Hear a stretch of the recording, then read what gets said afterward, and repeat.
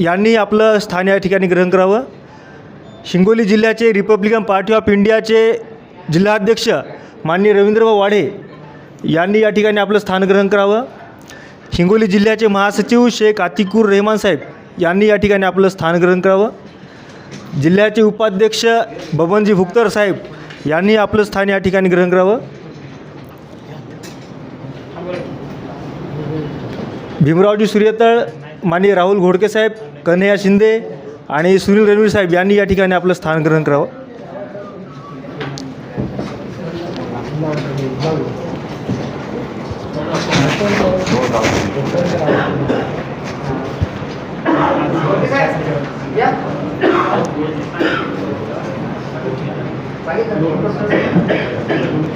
प्राध्यापक लोणकर, जिल्ह्याचे नेते प्राध्यापक रतन लोणकर साहेब यांनी या ठिकाणी आपलं स्थान ग्रहण करावं.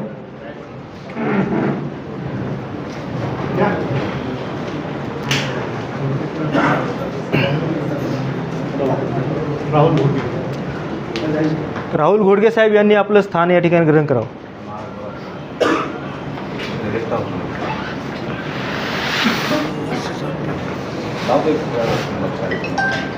मित्रांनो, विश्वभूषण डॉक्टर बाबासाहेब आंबेडकर यांनी या देशातल्या शोषित वंचित घटकाला सत्तेची दारं खुली करून देण्यासाठी रिपब्लिकन पार्टी ऑफ इंडियाची स्थापना 1956 रोजी केली होती.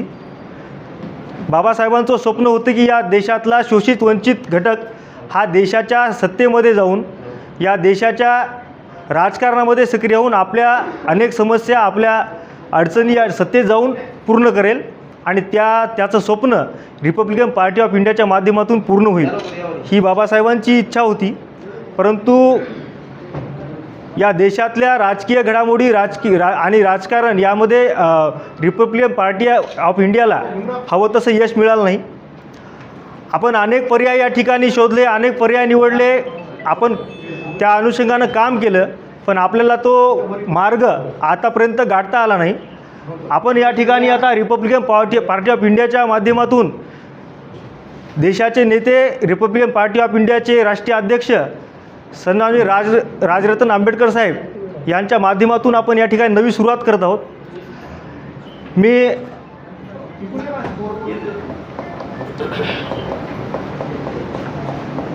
रिपब्लिकन पार्टी ऑफ इंडियाचे राज्याचे अध्यक्ष दिनेशजी हनुमंते यांचं या ठिकाणी स्वागत करण्यासाठी रवींद्रभाऊ वाढे यांना विनंती करतो की त्यांनी त्यांचं पुष्पगुच्छ देऊन स्वागत करावं. वाढे साहेब, हो दिनाजी खाडे, काही नावं सांगा ना. काशीनाथजी आंबोरे, वाशिमचे जिल्हाध्यक्ष. रिपब्लिकन पार्टी ऑफ इंडियाचे वाशिम जिल्हाध्यक्ष काशीनाथजी आंबोरे साहेब यांना विनंती करतो की त्यांनी या ठिकाणी आपलं मंचावर स्थान ग्रहण करावं.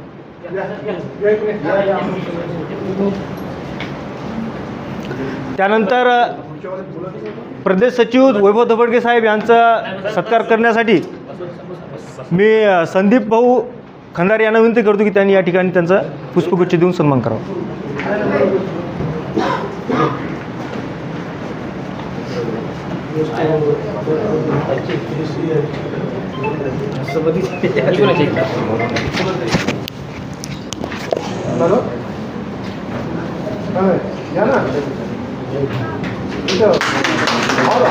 राज्याचे उपाध्यक्ष सिद्धार्थजी गायकवाड साहेब यांचं स्वागत करण्यासाठी बबन भुक्तर यांना विनंती करतो. कांबळे साहेब, बरोबर, रामजी कांबळे साहेब यांचं स्वागत करण्यासाठी विनंती करतो की बबन भुक्तर यांनी त्यांना पुष्पगुच्छ देऊन स्वागत करावं.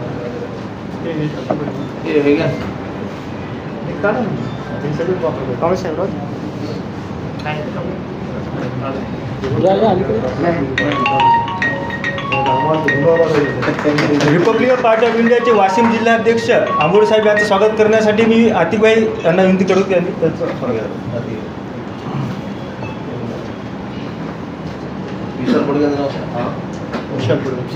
विशाल सचिव वाशिम, वाशिमचे जिल्हा सचिव विशालजी पडगण साहेब यांचं स्वागत करण्यासाठी मी आतिकभाई यांना विनंती करतो.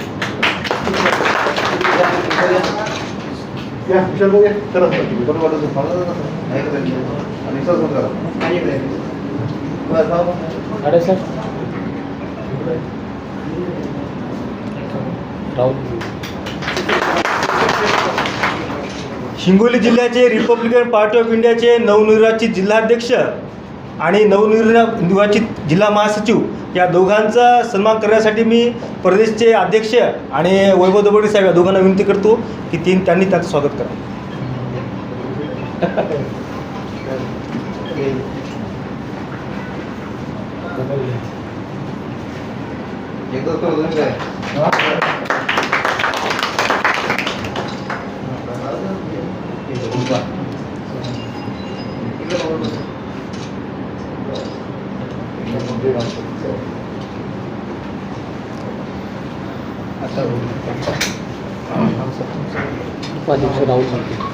युवा आघाडीचे राहुल घोडके साहेब यांचं स्वागत करण्यासाठी मी बबन भुक्कर यांना विनंती करतो की त्यांनी त्यांचं पुष्पगुच्छेने स्वागत करा. राहुल भाई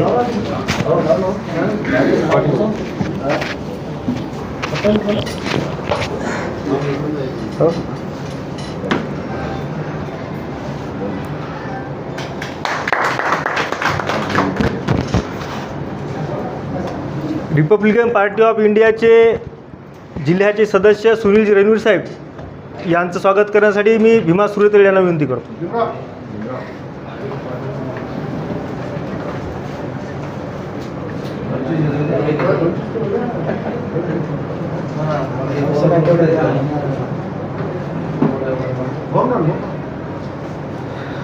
आता दादा दादा दादा प्रवेश घ्यायचा आहे का आधी प्रवेश घ्यायचा आणि हे पद हे पद आता द्यायची मग ते नियुक्तीपत्र तयार करावं.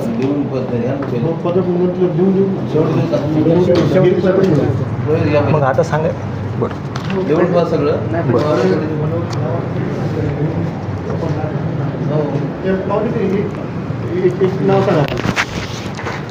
नाव सांगायचं म्हणजे संदीप खंदारे.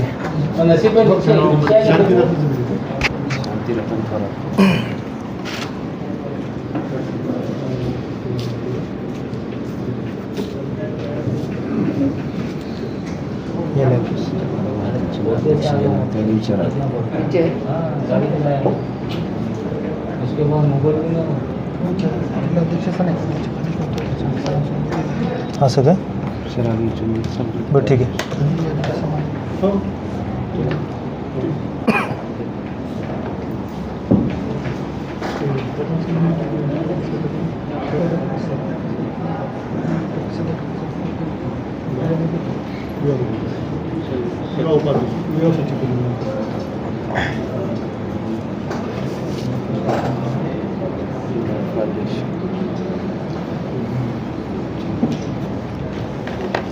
घ्या संदीप खंदारे. संदीप खंदारे ते लिहायचं का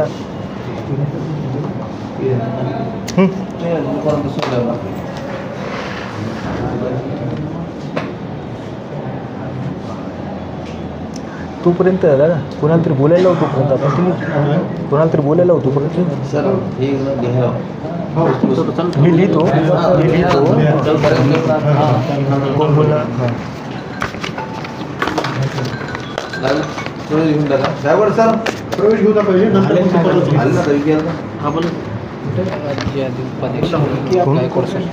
काय नाव थोडं झालं बरोबर ना काय नाव सांगा ना पूर्ण नाव लिहून नाव विचार जागा आहे विचार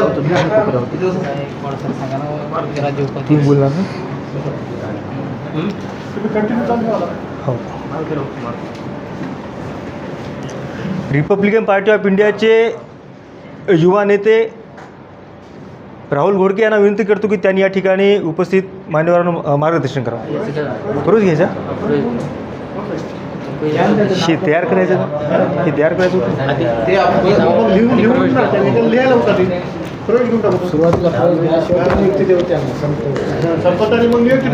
बरं. आज या ठिकाणी वेगवेगळ्या पक्षातून आणि सामाजिक कार्य करणारे काही कार्यकर्ते रिपब्लिकन पार्टी ऑफ इंडियामध्ये प्रवेश करणार आहेत. मी या ठिकाणी संदीप भाऊ खंदारे डिग्रस वाणीकर, राज्य उपाध्यक्ष Siddharth Gaikwad, Republican party of इंडियाचे राज्य उपाध्यक्ष सिद्धार्थ गायकवाड साहेब या ठिकाणी आलेले आहेत. त्यांनी आपलं स्थान या ठिकाणी ग्रहण.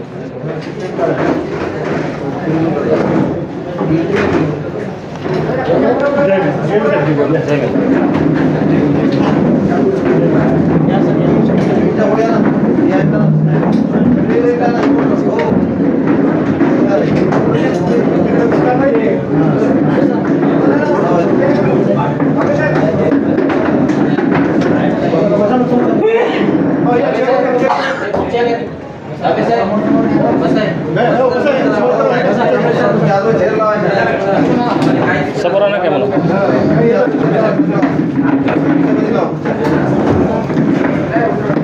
सगळे सांगायची का आता बनवून घ्या होतं हे त्यानंतर लिहून घेऊ. त्याच्यावर हो कम्प्लीट होते त्याच्यावर लिहून टाकायचं सगळं.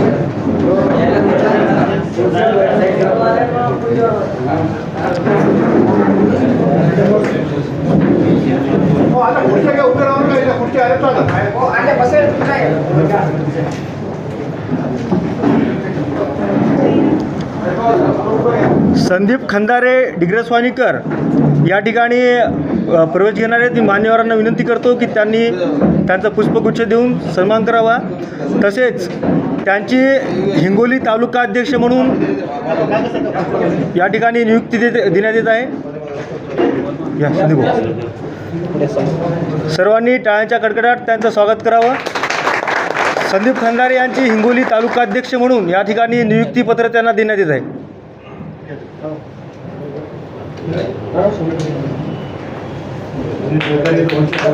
तसेच प्रमोद वाघमारे यांचाही या ठिकाणी प्रवेश होत आहे आणि त्यांना जिल्हा उपाध्यक्ष पदाचं पत्र या ठिकाणी मान्यवरांच्या हस्ते देण्यात येत आहे. आनंद राजाराम धुळे हिंगोली लोकसभेची निवडणूक त्यांनी या ठिकाणी लढवली. त्यांचाही प्रवेश या ठिकाणी होत आहे. या जुळे साहेब. सुधीर दामोदर पठाडे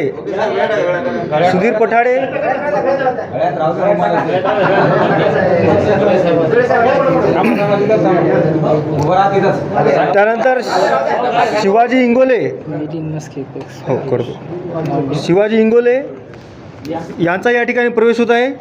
ॲडव्होकेट रवी धाबे साहेब यांचाही या ठिकाणी प्रवेश होणार आहे. ॲडव्होकेट धम्मरत्न कांबळे साहेब, ॲडव्होकेट रवी धाबे साहेब, ॲडव्होकेट धम्मरत्न कांबळे, शरद खंदारे, प्रल्हाद धाबे वंचित बहुजन आघाडीचे जिल्हा सहसचिव आणि वंचित बहुजन आघाडीचे जिल्हा उपाध्यक्ष आजिज खान पठाण यांचाही या ठिकाणी प्रवेश होत आहे. सिद्धार्थ नामदेव कुर्रे यांनी समोर यावं. शांतीराम थोरात, शांतिरत्न थोरात यांचा या ठिकाणी प्रवेश होत आहे. मिलिंद मस्के यांनी समोर यावं. निखिल मस्के यांनी या ठिकाणी समोर यायचं आहे. त्यांचाही प्रवेश होणार आहे.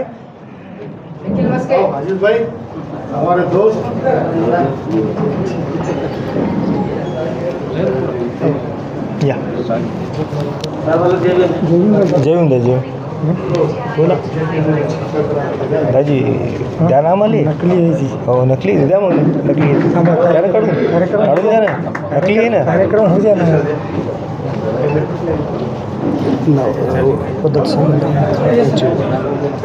या ठिकाणी संदीप खंदारे यांची हिंगोली तालुका अध्यक्षपदी निवड होत आहे. तर प्रमोद वाघमारे यांची जिल्हा उपाध्यक्ष म्हणून मान्यवरांच्या हस्ते त्यांना नियुक्तीपत्र देण्यात आहे. आनंद राजाराम धुळे यांना जिल्हा संघटकपदी नियुक्तीपत्र देत आहेत.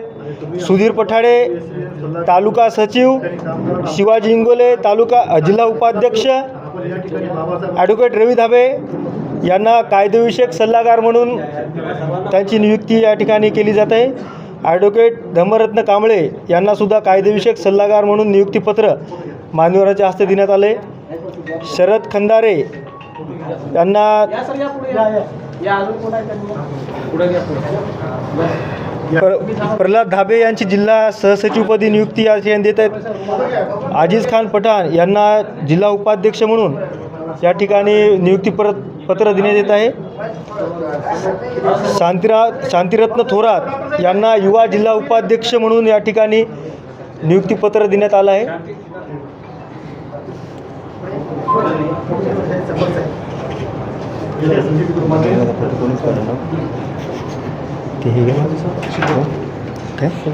सिद्धार्थ नामदेव कुर्रे यांचा या ठिकाणी प्रवेश होत आहे. त्यांना जिल्हा उपाध्यक्ष म्हणून नियुक्तीपत्र मान्यवरांच्या हस्ते देण्यात आले.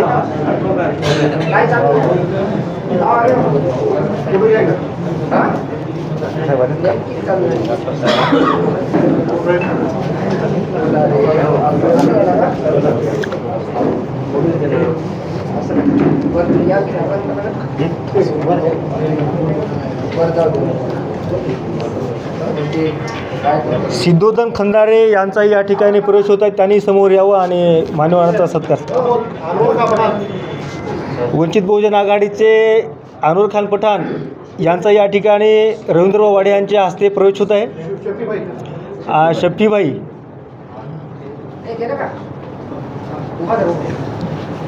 सिद्धोधन खंदारे साहेब यांनी समोर यायचे.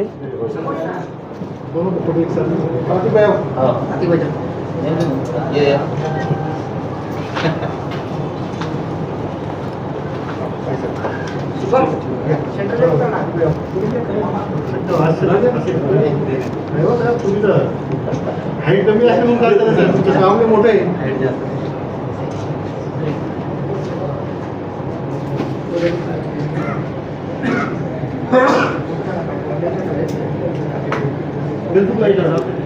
सिद्धोधन खंदारे साहेब.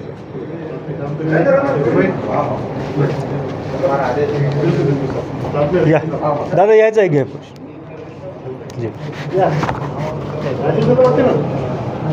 दाजी येते पुन्हा. हे खंदारे साहेब.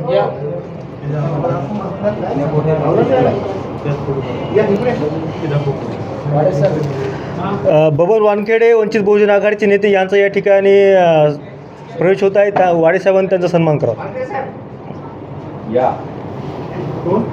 बबन वानखेडे.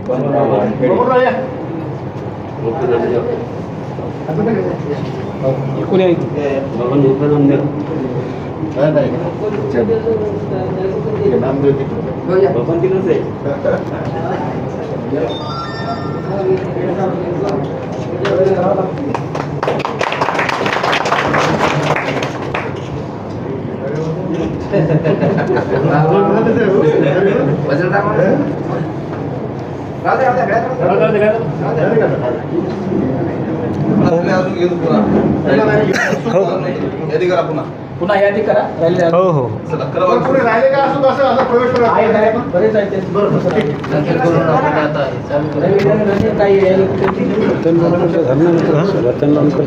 कुठे हे का प्राध्यापक रतन लोणकर.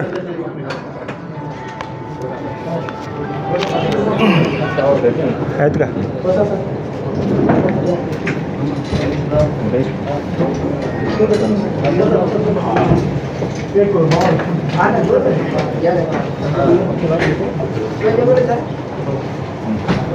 हो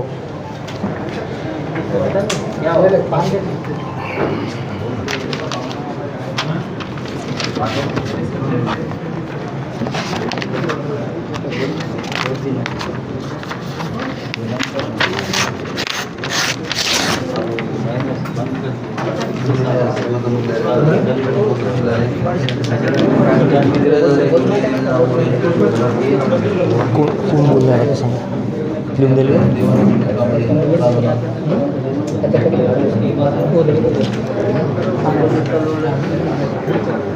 सांगा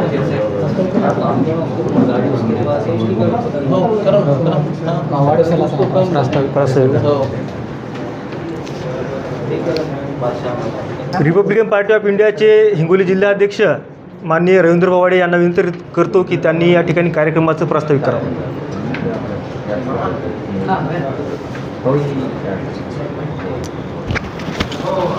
सर्वप्रथम थांबा.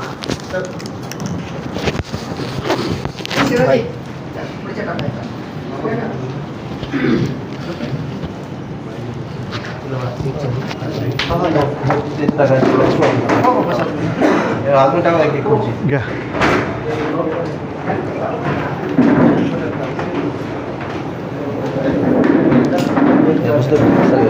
हो बसू देऊ त्या खुर्ची साहेब खुर्ची घ्या बसवा. खुर्च्या घ्या खुर्च्या घ्या. आपण घ्या खुर्च्या. घ्या खुर्ची घ्या तुम्ही घ्या.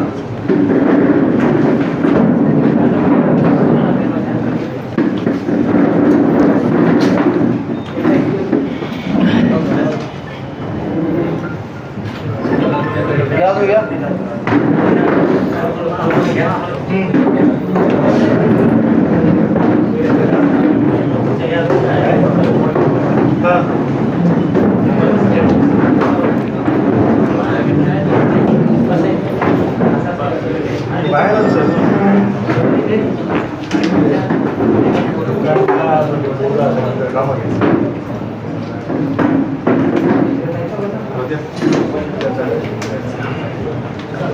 काय कोणता टेबल सोडलं ते आपण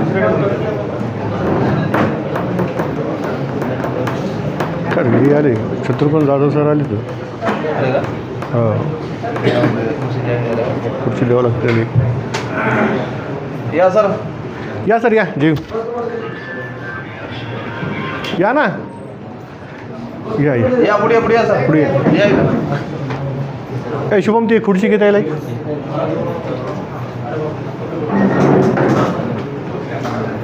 हा का बोला. त्याचा एकदा सत्कार करून घेऊ. हो हो चालू झाली. शत्रुघ्न जाधव सर.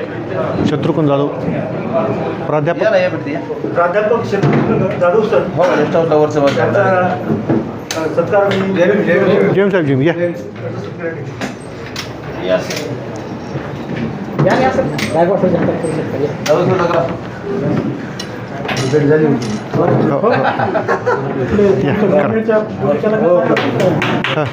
ठीक आहे ठीक आहे तुम्हाला जेम साहेब जेम.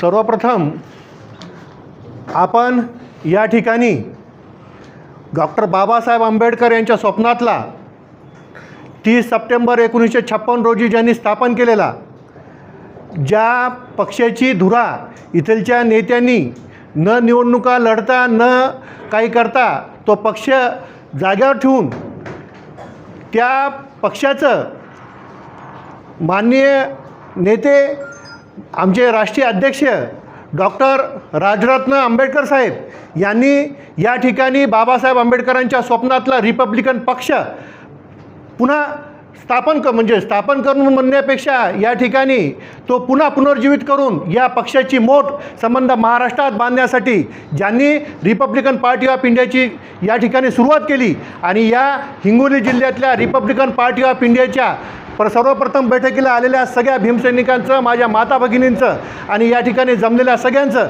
मी या ठिकाणी हिंगोलीचा जिल्हाध्यक्ष या नात्यानं आपले सर्वांचे मनपूर्वक स्वागत करतो आणि सगळ्याला क्रांतिकारी जय भीम करतो. डॉक्टर राजरत्न आंबेडकर साहेबांनी या महाराष्ट्राच्या भूमीत नव्हे तर या संबंध देशाच्या भूमीमध्ये या ठिकाणी रिपब्लिकन पार्टी ऑफ इंडियाच्या माध्यमातून चला शिका, संघटित व्हा आणि संघर्ष करा आणि आपण सगळे मिळून या महाराष्ट्राची या देशाची आपण या ठिकाणी सत्ताधारी जमात बनलं पाहिजे या उद्देशाने या ठिकाणी रिपब्लिकन पार्टी ऑफ इंडियाची स्थापना झाली. त्यामध्ये मी डॉक्टर राजरत्न आंबेडकर साहेब यांचं नेतृत्व स्वीकारून वंचित बहुजन आघाडीमधून डॉक्टर राजरत्न आंबेडकर यांच्या रिपब्लिकन पार्टी ऑफ इंडियामध्ये प्रवेश केला. मित्र मी या हिंगोली जिल्ह्यामध्ये मी वंचित बहुजन आघाडीमध्ये बरेच 18 वर्षापासून काम केलं. पण श्रद्धेय ॲडव्होकेट बाळासाहेब आंबेडकर आमचे कार्य श्रद्धेय होते, आजही श्रद्धेय आहेत. पण डॉक्टर बाबासाहेब आंबेडकरांनी सांगितलं तुम्ही सत्ताधारी जमात बनलं पाहिजे आणि सत्ताधारी जमात बनण्याच्या उद्देशानं मी गेल्या 18 वर्षापासून भारिप बहुजन महासंघ ते वंचित बहुजन आघाडीपर्यंत काम करत आलो. पण या ठिकाणी सध्या ॲडव्होकेट बाळासाहेब आंबेडकरांच्या नेतृत्वामध्ये हा इथलचा समाज, शोषित वंचित घटक, दलित समाज, बौद्ध समाज कुठेही सत्तेमध्ये जाताना आम्हाला दिसत नाही. आणि या ठिकाणी आत्तापर्यंत मी लोकसभेच्या जवळपास 3 ते 4 निवडणुका पाहिल्यात. त्या 3 ते 4 निवडणुकीमध्ये फक्त बौद्ध समाज मतदान करते, बाकी इतर कोणीही मतदान करत नाही. त्यामुळे आपण आपल्या याच्यावर या ठिकाणी आपण सत्तेत जाऊ शकत नाही. आणि सत्तेत जाण्याचे जे गणितं आहेत ते गणितं या ठिकाणी पूर्ण होत नाहीत. आम्ही पक्ष स्थापन करायचा, संघटन मजबूत करायचं, या ठिकाणी पक्षाची भागदौड करायची आणि त्या ठिकाणी आपण सत्तेत जात नाही. त्यामुळं आम्ही या ठिकाणी रिपब्लिकन पार्टी ऑफ इंडिया या ठिकाणी अशी सुरुवात, या ठिकाणी नवीन राजकीय पक्षाची सुरुवात, नवीन बाबासाहेब आंबेडकरांच्या सत्तेमध्ये जाण्याचं स्वप्न पूर्ण करण्यासाठी आपण या ठिकाणी फार मोठ्या संख्येनं जिल्ह्यामध्ये रिपब्लिकन पार्टी ऑफ इंडियाचं एक वादळ निर्माण करून या ठिकाणी गाव तिथे शाखा, गाव तिथे कार्यकर्ता, त्या माध्यमातून या ठिकाणी शोषित, पीडित, वंचित, शोषितावर अन्याय ज्या ठिकाणी झाला त्या ठिकाणी आपण धावून जायचं आणि आपल्याला या ठिकाणी बाबासाहेब आंबेडकरांनी दिलेलं सत्तेचं स्वप्न साकार करायचं.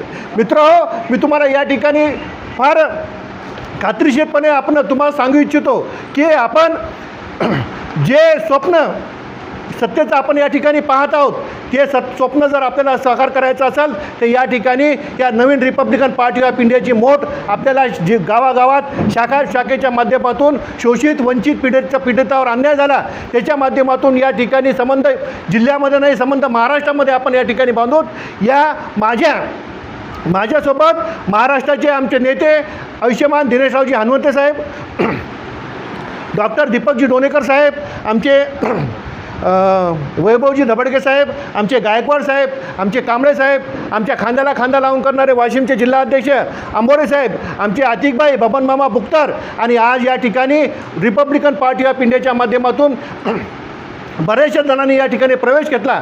त्या प्रवेशामध्ये या ठिकाणी आता तेही या ठिकाणी खांद्याला खांदा लावून आपण काम करू आणि येणाऱ्या विधानसभेला मी त्याही पुढे जाऊन सांगतो की येणाऱ्या विधानसभेला हा माणूस आपल्या विधानसभेचा, आपल्या समाजाचा, आपल्या पक्षाचा माणूस या ठिकाणी निवडून आला पाहिजे. या ठिकाणी आपण प्रयत्न करू. एवढंच या ठिकाणी प्रस्तावित करतो आणि सगळ्याला जेवण करतो, थांबतो.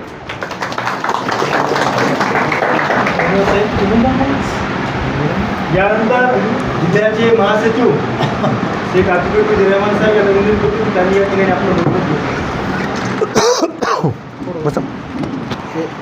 ज्या ज्या महापुरुषांनी तुमच्या आमच्यासाठी आपल्या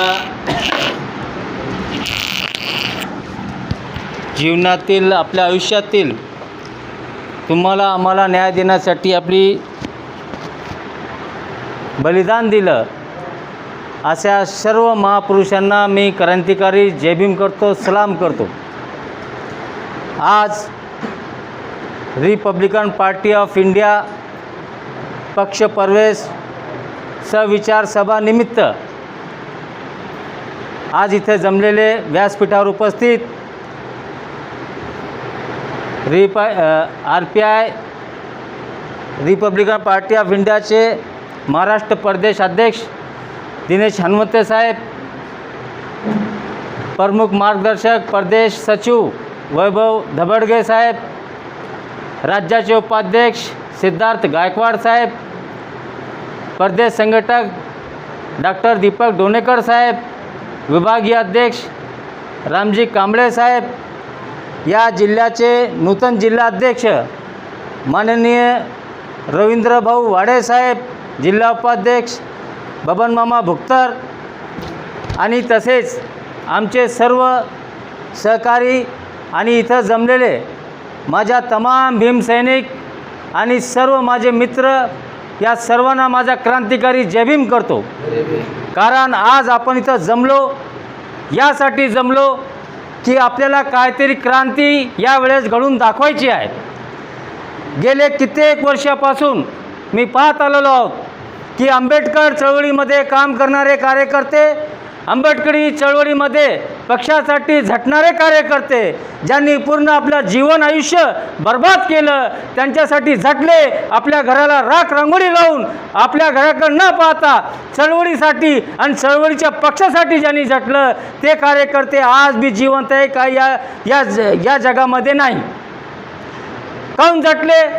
तर त्यांचा एकच लक्ष होता की बाबासाहेबांनी सांगितलेलं होतं, शिका, संघटित व्हा, राज्यकर्ते समाज बनवा, राज्यकर्ता समाज घडवा. यासाठी हे लोक चळवळीचं एक बाणं उभं केलं आणि आपल्याला शेवटी हाताला काय लागलं? मी वंचित बहुजन आघाडीमध्ये खूप दिवसापासून काम करत आलेलो आहोत. एक मुस्लिम समाजाचा कार्यकर्ता म्हणून मी एक काम करत आलेलो आहोत. काहून काम करत आलेलो आहोत? की माझ्या समाजावर कुठेही त्यांना न्याय भेटत नाही, सन्मान भेटत नाही, कोणत्याही पक्षात त्यांना स्थान भेटत नाही. आमच्या समाजाला नुसतं वोटिंगपुरतं यूज करायचं, नंतर सोडून द्यायचं. यासाठी मी एक वैचारिक आणि श्रद्धेय बाळासाहेब आंबेडकरच्या पाठीमागं खंबीरपणे उभं असून भारिप बहुजन महासंघापासून मी तिथं काम केलेलं आहे. काम करत असताना खूप काम केलेलं आहे. मात्र जेव्हा जेव्हा मला असं वाटलं की आता सत्तेमध्ये आपण जाऊ आणि सत्तेमध्ये जाताना आपल्या समाजाला काहीतरी न्याय हक्काचे आपला आमदार खासदार जर निवडून आला तर माझ्या समाजाचा मी प्रश्न मांडू, हे स्वप्न माझ्या मनामध्ये होतं. जेव्हा मनामध्ये असताना मी त्या पक्षामध्ये जोरानं काम केलं. मात्र जसे जसे निवडणुका आले, एक आशेनं मी पाहिलं की हे उमेदवार आपल्याला काहीतरी घडवून दाखल.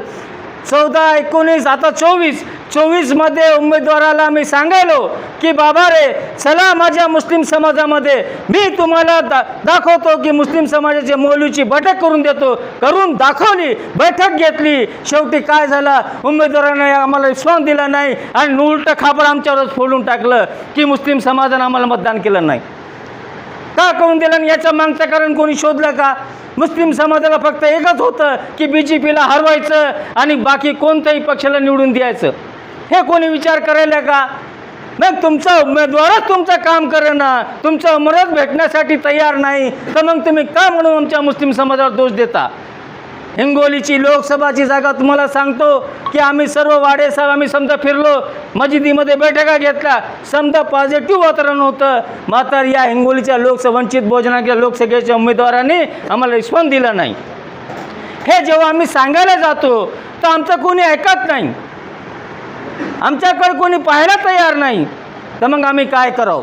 म्हणून जेव्हा आम्ही समजजण बसलो आणि विचार केला की आता काय करावं, प्रस्थापित पक्षामध्ये जायचं नाही, चळवळीमध्येच जायचं आमच्या नेत्यांनी म्हणलं. म्हणून आम्ही समजा ठामपणे वाड्यासाहेबाच्या मागं राहून एक विचार केला आणि विचार केल्यानंतर हनुमंत साहेबाची भेट झाली. त्यांनी मग साहेबाचे विचार सांगितले. साहेबासंग जेव्हा भेटलो तर साहेबांनी एका शब्दात इमानदारपणे सांगितलं की मला बाबासाहेबाचं स्वप्न असलेला RPI पक्ष या महाराष्ट्रामध्ये उभं करायचं आहे.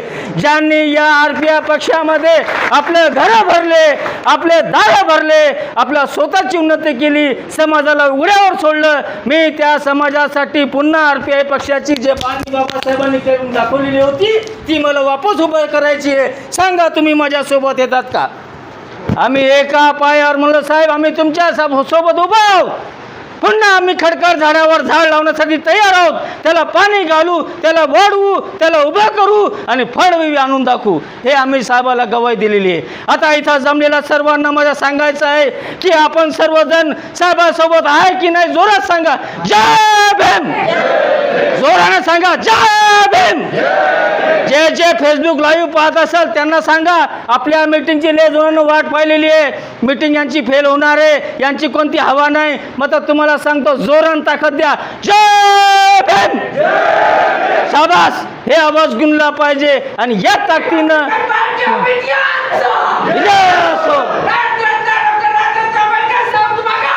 हम तुम्हारे साथ हैं, हम तुम्हारे साथ. विजय असो. आल्याशिवाय राहत नाही, आल्याशिवाय राहत नाही. याच ताकदीनं पूर्ण या हिंगोली जिल्ह्यामध्ये जे आपण पहिले जसं काम केलं, याच वेळेस पुन्हा एकदा मुस्लिम, धनगर, हाटकट, माळी, साळी, कोळी, मराठा सर्व जातीला जोडून एक चांगलं बाबासाहेबाचं स्वप्न असलेला इमानदार पक्ष, इमानदार माणूस, त्याच्यासाठी आपण पुन्हा घडवायचं आहे, पुन्हा लढायचं आहे. कोणी मागं हटणार नाही. तुम्हाला सांगतो, बाबासाहेबाची चळवळ जर या हिंगोली जिल्ह्यामध्ये जीवन करायची असेल तर कोणी मागं हटू नका. माझ्या तरुण मित्रांना सांगतो, कोणाला लाजू नका, कोणाच्या दबावापडी पडू नका. अरे खंबीर आम्ही आहे तुमच्या पाठीमागं, कोणी असू द्या, चळवळीसाठी आम्ही जीव द्या तयार आहे. यासाठी आपल्या RPI पक्षासाठी आपण सर्वजण जोमानं कामाला लागू आणि एकदा पुन्हा हिंगोली जिल्ह्यामध्ये दाखवून देऊ की आम्ही चळवळीचे खरे इमानदार वारीस आणि चळवळ टिकवण्यासाठी आम्ही सच्चे कार्य करतो हे दाखवण्यासाठी पुन्हा एकदा आपण एकदा या पक्षाला जीवन करू. एवढंच सांगतो, थांबतो. जय भीम, जय भीम.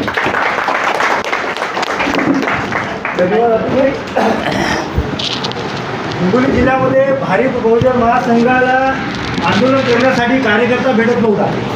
मी स्वतःच्या साक्षीदार आहे. त्या काळामध्ये रवींद्रभाऊ वाडे यांच्या नेतृत्वामध्ये आतिफभाई त्यांच्यासोबत होते.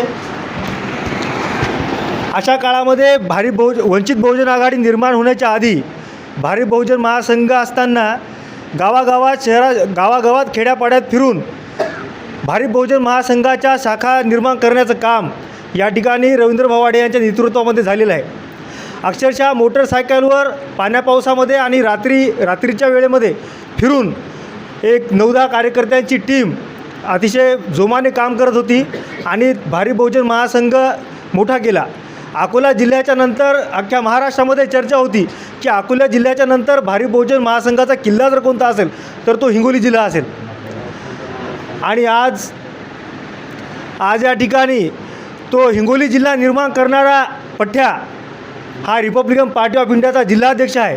निश्चितपणे रवींद्र भाऊ वाडे यांच्या नेतृत्वामध्ये रिपब्लिकन पार्टी ऑफ इंडिया हा हिंगोली जिल्ह्याचा बालेकिल्ला होईल हे आम्हाला शाश्वती आहे. यानंतर युवा आघाडीचे राहुलभाऊ घोडके यांना विनंती करतो की त्यांनी या ठिकाणी मार्गदर्शन करावं. बोलणार ना काय करायचं. त्याआधी माजी सरपंच यशवंतराव धुळे यांचा या ठिकाणी प्रवेश होणार आहे. मी मान्यवरांना विनंती करतो की त्यांनी या ठिकाणी त्यांचा प्रवेश करून घ्यावा. तसेच बाबूरावजी इंगोले साहेब यांनी समोर यावं. लालाजी आले का?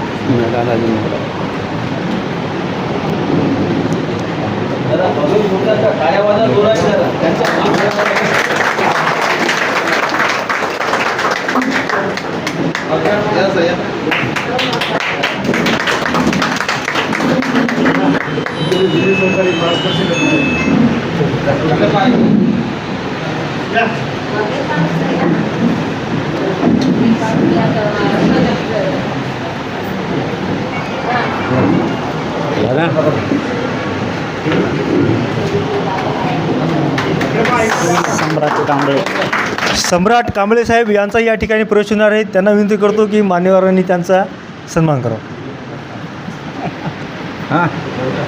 हार तर घ्या.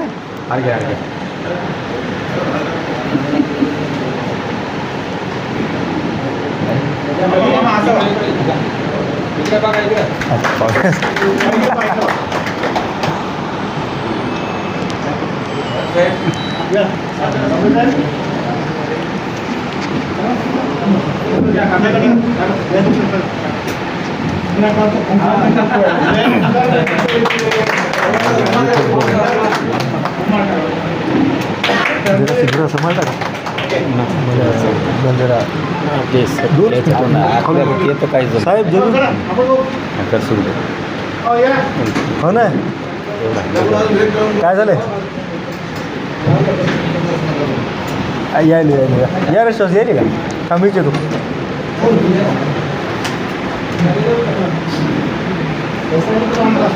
जगाला आकराची जात संदेश देणारी महाकरुणी तथागत गौतम बुद्ध विश्वरत्न महामानव बोधिवसत्व परमपूज्य डॉक्टर बाबासाहेब आंबेडकर तसेच ज्या महापुरुषांनी या महाराष्ट्राला मागून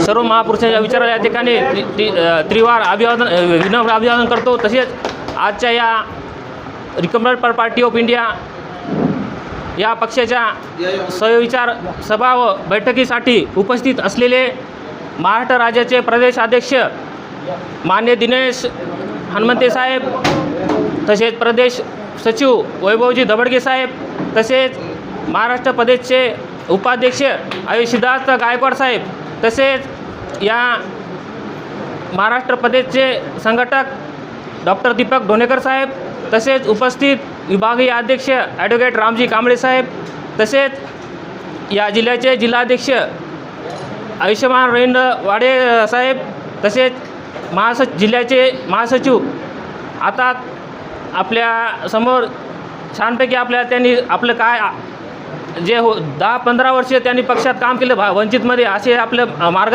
आपले काय त्यांनी विचार सांगितले असे आमचे अतिकुर रहमान भाई, तसेच जिल्ह्याचे संघटक आमचे मित्र भीमा सुरेतळ, सुनीलभाऊ सुरेतळ, बबन मामा भुक्तर, उपस्थित सर्व आलेले आजी माजी पदाधिकारी, आंबेडकरी चळवळीतील कार्यकर्ते यांना मानाचा सप्रेम जय भीम।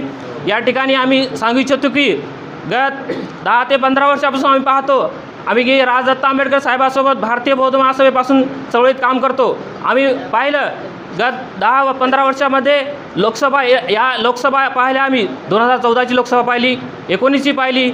आम्ही भारतीय बौद्ध महासभेचा असलो तरी आम्ही आंबेडकरी चळवळी आणि विचारासोबत घराण्यासोबत म्हणून जी वंचित जो लोकसभेला उमेदवार देत होतो, आम्ही जिल्ह्यामध्ये ताकदीनिशी 14 आंबेडकर घराण्याचं काम केलं।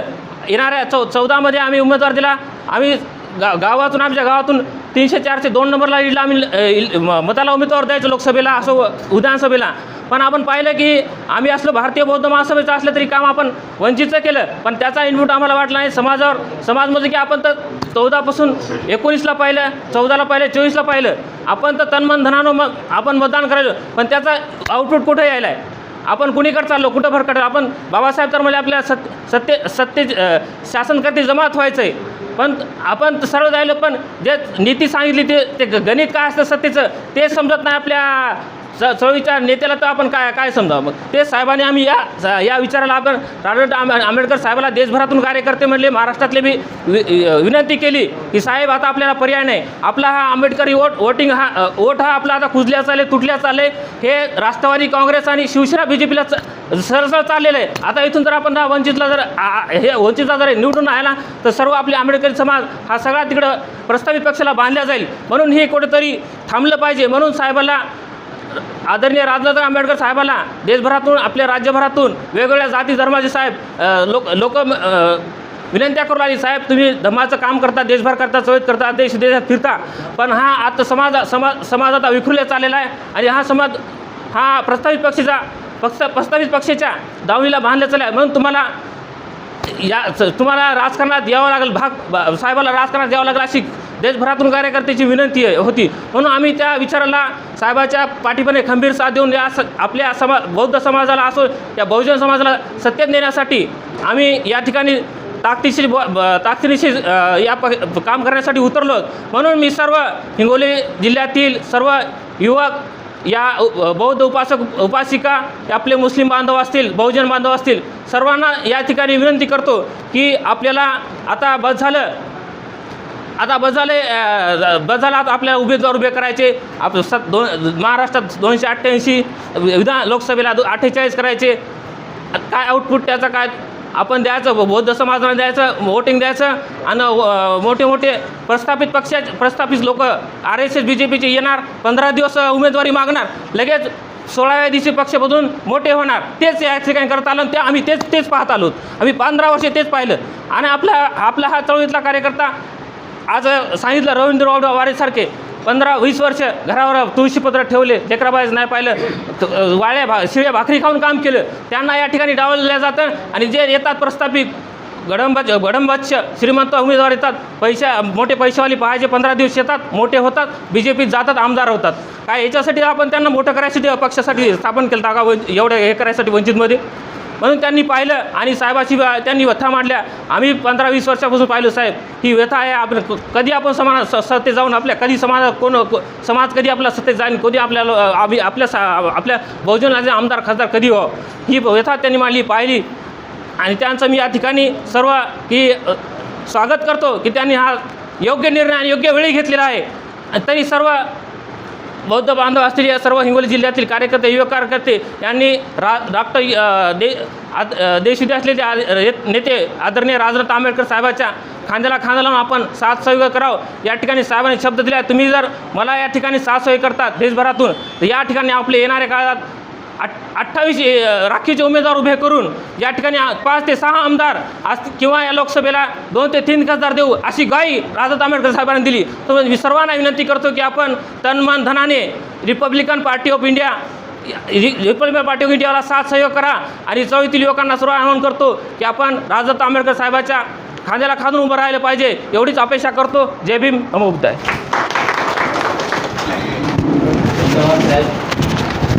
यानंतर विभागीय अध्यक्ष पक्षाचे रामजी कांबळे साहेब यांना अशी विनंती करतो की त्यांनी आता मनोगत केलं. आज या ठिकाणी रिपब्लिकन पार्टी ऑफ इंडियाची सभा प्रवेश आणि सभा या ठिकाणी आयोजित केली आहे. तर या कार्यक्रमाला उपस्थित रिपब्लिकन पार्टी ऑफ इंडियाचे महाराष्ट्र राज्य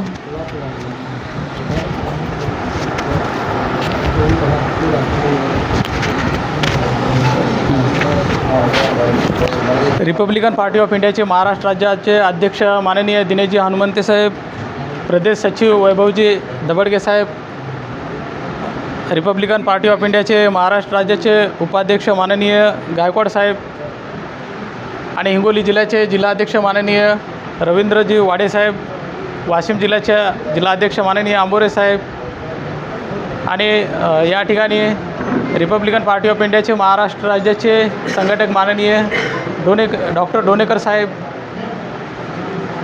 रिपब्लिकन पार्टी ऑफ इंडियाचे जिल्ह्याचे महासचिव माननीय आतिकुर रहमान साहेब, जिल्हा उपाध्यक्ष माननीय भुक्तार साहेब, जिल्हा सचिव भीमराव सूर्यतळ साहेब, युवा आघाडीचे माननीय राहुलजी गोडके साहेब, नंतर OBC आघाडीचे माननीय कन्हैया शिंदे साहेब आणि जिल्हा कार्यकारिणी सदस्य माननीय सुनीलजी रणवीर साहेब आणि या ठिकाणी आमचे वाशिमचे विक्कीबाई आणि सर्व या ठिकाणी रिपब्लिकन पार्टी ऑफ इंडियाचे जे सर्व पदाधिकारी या ठिकाणी उपस्थित राहिलेले आहेत.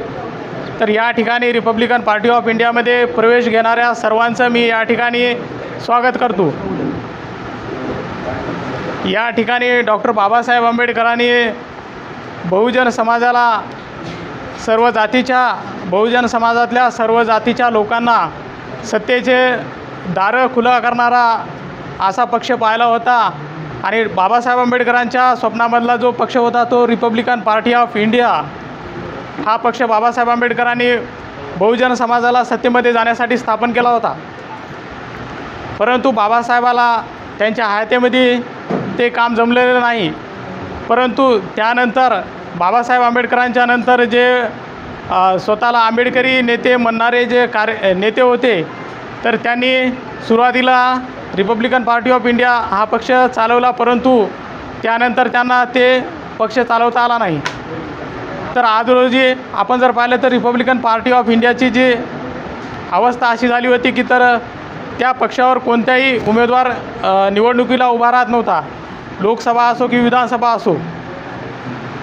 तर या ठिकाणी महाराष्ट्रामध्ये किंवा देशभरामध्ये परिस्थिती निर्माण झाली होती की या देशाचं संविधान धोक्यामध्ये होतं.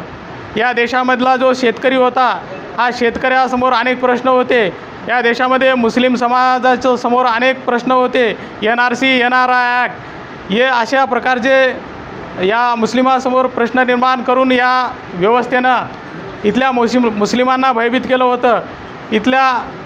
इथले जो ख्रिश्चन समुदाय असेल किंवा अल्पसंख्याक समुदाय असेल, OBC समाज असेल, मराठा समाज असेल, महाराष्ट्रामध्ये आरक्षणाच्या कारणावरून 2 समाजामध्ये भांडं लावण्याचं काम या व्यवस्थेनं केलं.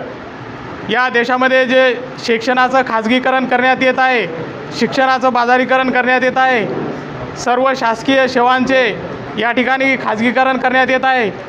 तर या देशामधलं संविधान बदलण्याची भाषा प्रस्थापित पक्ष जाहीर आणि खुलेआम करत आहेत.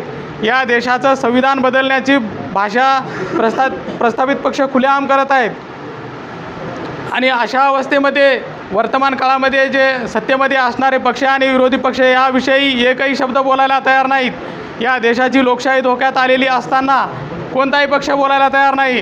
तर अशा प्रसंगी माननीय राजरत्नजी आंबेडकर साहेबांनी डॉक्टर बाबासाहेब आंबेडकरांचा जो पक्ष आहे रिपब्लिकन पार्टी ऑफ इंडिया याला पुनर्जीवित करून या देशामध्ये समता, स्वातंत्र्य आणि बंधुता नांदण्यासाठी, या देशाचं संविधान टिकविण्यासाठी, या देशाची लोकशाही टिकविण्यासाठी, या देशातल्या सर्व स्त्री पुरुष नागरिकांना समानतेने जगण्यासाठी रिपब्लिकन पार्टी ऑफ इंडियाची पुनर्जीवित करण्याची घोषणा केली. आणि त्याच्या माध्यमातून आज आपण जर पाहिलं तर महाराष्ट्रामध्ये, संपूर्ण महाराष्ट्रामध्ये रिपब्लिकन पार्टी ऑफ इंडियामध्ये प्रवेश घेणं चालू आहे. एवढ्या जोमानं रिपब्लिकन पार्टी ऑफ इंडियाचं काम चालू आहे की प्रस्थापित व्यवस्था हादरून गेलेली आहे. तुम्ही जर पाहत असाल तर प्रत्येक जिल्ह्यामध्ये दररोज शेकडो हजारो कार्यकर्ते रिपब्लिकन पार्टी ऑफ इंडियामध्ये प्रवेश घेत आहेत आणि ही प्रस्थापित व्यवस्था हादरून गेलेली आहे. तर या ठिकाणी येणाऱ्या काळामध्ये रिपब्लिकन पार्टी ऑफ इंडिया सर्व इलेक्शन लढणार आहे. येणाऱ्या काळामध्ये विधानसभेचे संपूर्ण देशभरामध्ये इलेक्शन लढणार आहे, लोकसभेचे लढणार आहे आणि स्थानिक इलेक्शनसुद्धा रिपब्लिकन पार्टी ऑफ इंडिया लढणार आहे. तुमची जिल्हा परिषद असो, पंचायत समिती असो, नगर परिषद असो, नगरपालिका असो, या सर्व इलेक्शना लढवून रिपब्लिकन पार्टी ऑफ इंडिया सत्तेमध्ये जाणार आहे.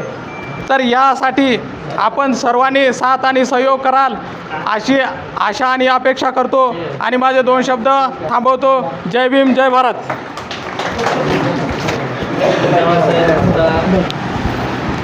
पक्ष प्रवेश होणार आहे. सरपंच गेडा यांच्या अध्यक्षतेखाली प्रवेश होणार आहे. अर्जंट कांबळे, भागवत कांबळे, करण कांबळे या लोक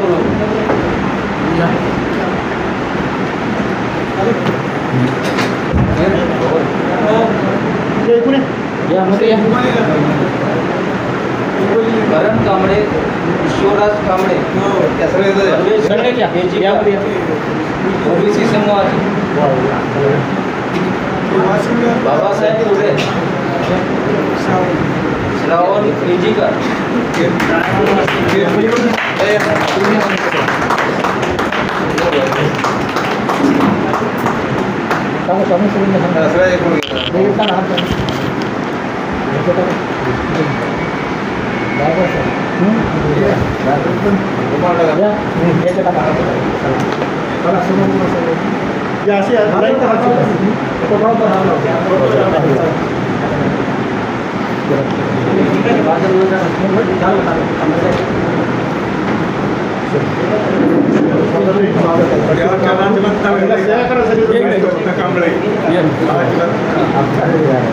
सर्वांना शुभेच्छा. मात्र आता सर्कलमध्ये लवकर आपापल्या गावात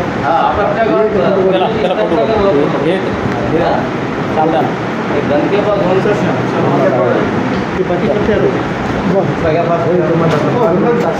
ओके.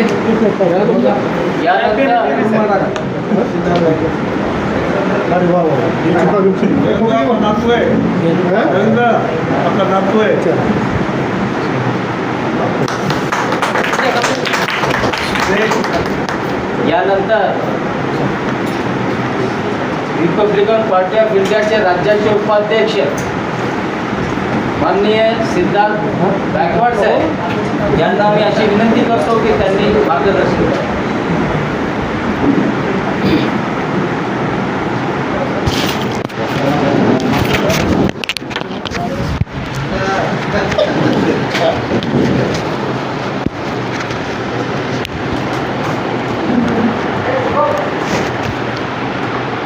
भारतीय संस्कृतीच्या थोर महान सत्पुरुषांना प्रथमतः मानाचा मुद्रा. आज आपण रिपब्लिकन पार्टी ऑफ इंडिया जिल्हा शाखा हिंगोलीच्या वतीनं पक्षप्रवेश व सहविचार सभा या सभेचे अध्यक्षस्थान आदरणीय दिनेशजी हनुमंते साहेब, प्रमुख मार्गदर्शक माननीय वैभव धबडगे साहेब, प्रदेश सचिव रिपाई, प्रमुख उपस्थिती डॉक्टर दीपक डोनेकर, प्रदेश संघटक रिपाई, प्रमुख उपस्थितीमध्ये माननीय रामजी कांबळे, विभागीय अध्यक्ष रिपाई, माननीय रवींद्र भाऊ वाडे, जिल्हाध्यक्ष रिपब्लिकन पार्टी ऑफ इंडिया, माननीय शेख अतिखुर रहमान, जिल्हा महासचिव रिपब्लिकन पार्टी ऑफ इंडिया, माननीय बबन भुक्तर, जिल्हा उपाध्यक्ष रिपब्लिकन पार्टी ऑफ इंडिया, माननीय भीमराव सूर्यतळ, जिल्हा सचिव रिपाई, माननीय राहुल घोडके, युवा आघाडी रिपाई, माननीय कन्हैया शिंदे, ओबीसी आघाडी रिपाई, माननीय सुनील रणवीर, जिल्हा कार्यकारिणी सदस्य रिपाई, आयुष्यमान माननीय वाशिमचे जिल्हाध्यक्ष आयुष्यमान आंबोरे साहेब, वाशिमचे उपाध्यक्ष खुशाल भगत साहेब, वाशिमचे जिल्हा सचिव विशाल पडघान साहेब, वाशिम मंगरुळपीर विधानसभेचे अध्यक्ष विकीभाई डोंगरे, आमचे प्राध्यापक जाधव सर आणि उपस्थित बंधू आणि भगिनींनो, आज या ठिकाणी मोठ्या प्रमाणात रिपाई पक्ष सोहळा पार पडलेला आहे. मी जास्त काही आपला वेळ घेणार नाही, परंतु ज्या ज्या लोकांनी या पक्षामध्ये प्रवेश घेतला त्यांचं मी प्रथमतः महाराष्ट्राचा उपाध्यक्ष या नात्यानं अभिनंदन करतो, त्यांच्या पुढील कार्यास शुभेच्छा देतो. बंधूंनो, ज्या ज्या लोकांनी आज प्रवेश घेतला त्यांची किंमत आज ₹1.25 झालेली आहे. तुमची किंमत काल 4 आणे होती 25 पैसे. त्याच्याविषयी एक गोष्ट सांगतो मी तुम्हाला, मी जास्त लांबण लावणार नाही, नेते बोलणार आहेत आपले. एका ऑफिसमध्ये 2 बाबू होते पहा. आता ते 2 बाबू होते तर एक दिवस काय झालं की एक बाबू म्हणे बा चला आपल्या घरी चहा पाणी घ्यायला. ऑफिस सुटल्यावर एका बाबूला म्हणे आपल्या घरी चहा पाणी घ्यायला चला. आता मग हे दोघं बॅगा गिगा घेऊन गेले त्या बाबूच्या घरी. आता त्या बाबूच्या घरी गेल्यानंतर ज्यानं आपल्या घरी नेलं होतं त्यानं दरवाजा ठोठावला, आतून काही आवाज आलाच नाही. पुन्हा नंतर त्यानं दरवाजा ठोठावला, त्यावेळेस आतून एक बाई खेकसली. दम नाही का म्हणे तुम्हाला, जरासं थांबत ना का म्हणे, काय घाई झाली एवढी म्हणे. ती बाई एवढी खेकसली की हा जो मित्र नेला होता चहा पाण्याला हा घाबरून गेला, पाहत गेला, अरे बापरे म्हणे तर फारच भयंकर आहे म्हणे. मग थोड्या वेळानं ती बाई आली, तिनं दरवाजा उघडला. दरवाजा उघडल्यानंतर त्याला हातपाय धुवायला पाणी दिलं नाही, मित्रालाही विचारलं नाही, ते जाऊन सोफ्यावर बसले. कोणत्याही प्रकारची भगत केली नाही, ते दोघं मित्र सोफ्यावर जाऊन बसले. आता हा मित्र विचार करू लागला की बा यानं तर चहा पाण्याला आणलं पण इथं तर याची काहीच किंमत नाही घरात. थोड्या वेळानं पोरगा आलं, यानं टोपी काढली. पहिले ते टकले असायचे ना चाट्या, बाबू लोक जुन्या काळचे पंत, त्यानं टोपी काढली की एक पोरगा आलं त्याचं की लगेच त्याची ते वाजू लागलं, त्याची टकली तबला वाजू लागलं त्याच्यात. मित्र पाहत होता हे सगळं चैन. तर थोड्या वेळ मित्र थांबला आणि म्हणे मित्रा मला म्हणे एक अर्जंट काम आहे म्हणे, मी विसरून गेलो म्हणे, चहा पाण्याला पण दुसऱ्या वेळेस येऊ, आज मला जाऊ दे म्हणे. त्यानं ते चैन तर पाहिलं की मित्र निघून गेला. दुसऱ्या दिवशी ऑफिसला दोघंजणं आले ठरल्याप्रमाणे, नीती नियमाप्रमाणे. मग हा मित्र म्हणे गड्या आज तू माझ्या घरी चहा प्यायला चाल. मग त्यानं सांगितलं की तू आज माझ्या घरी चहा प्यायला चाल. मग या मित्रानं त्या मित्राला चहा प्यायला घरी नेलं. यानं घराची बेल वाजवली, दरवाजा ठोठावल्याबरोबर बाई पळत आली. पळत आल्याबरोबर त्याच्या बायकोनं दरवाजा उघडला. दरवाजा उघडल्याबरोबर बकेट दिली, पाय धुवायला पाणी दिलं, हात पुसाय टावेल दिला, साबण ठेवलं.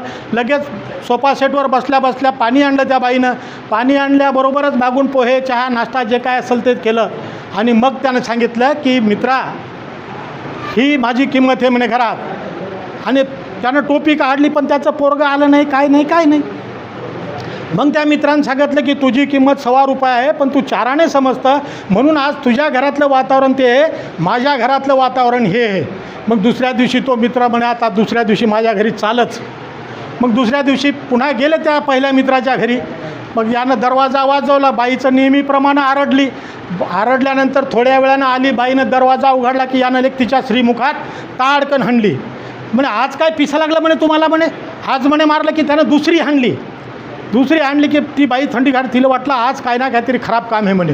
आज लगेच ती पळाली, लगेच पाणी टाक म्हणे की लगेच पळतच गेली. तिने पाण्याची बॉटल, ते बकेट आणली, टावेल आणलं, सगळं त्यानं जशा सूचना केल्या तसं ते आणलं. सोफ्यावर बसले नेहमीच्याप्रमाणे त्यानं टोपी काढली. पोरगं आलं, पोरगं त्याची चाटी वाजू लागलं. जशी चाटी वाजू लागलं तशा यानं त्याच्या गालात हाणल्या. म्हणे तू महा बाप नाही, मी तुझा बाप हो म्हणे, आजपासून मी तुझी चाटी वाजवणार म्हणे. तर पोरगं बिन पळालं. त्याला वाटलं आज काय बापाच्या अंगात आलं म्हणे. तर मित्रानं त्याला सुधरवलं. अशा प्रकारची त्याची 4 आणे किंमत होती, पण मित्रांनी सांगितलं आजपासून तुझी ₹1.25 किंमत झाली. काल तुम्ही कोण्या पक्षात होता, तुमची 4 आणे किंमत होती, आज तुम्ही रिपब्लिकन पार्टी ऑफ इंडिया, आज एक विद्वान नेतृत्व आपल्याला लाभलेले, त्यांच्या पक्षात तुम्ही आलात. आज तुमची ₹1.25 ₹1.25 किंमत झालेली आहे.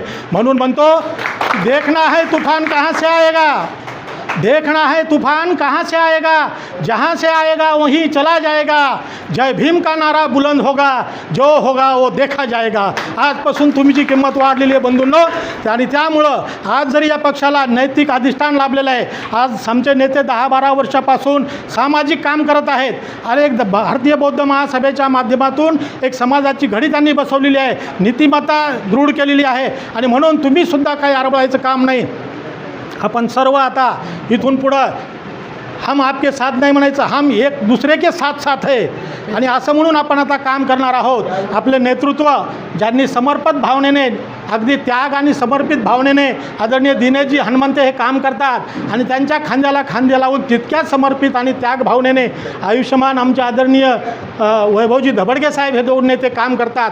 मी जास्त काही बोलण्यापेक्षा साहेबांचं हा पक्ष काढण्यामागचं धोरण काय होतं, हा पक्ष, या पक्षाचे नीती, मूल्य, ध्येय, धोरणं काय आहेत, डॉक्टर राजरत्न आंबेडकर साहेबांनी ही भूमिका काय घेतली, आपली पुढील आता वाटचाल काय राहणार आहे, या सर्व विषयावर आपले नेते मार्गदर्शन करतील. त्यांना जास्तीत जास्त वेळ मिळावा म्हणून मी या ठिकाणी त्यांना वेळ मिळावा म्हणून मी या ठिकाणी थांबतो. जय भीम, जय संविधान, जय भारत, जय रिपाई.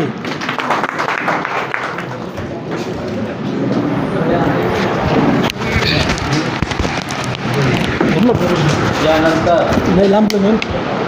रिपब्लिकन पार्टी ऑफ इंडियाचे मध्यस्थी वैभव धबडगे साहेब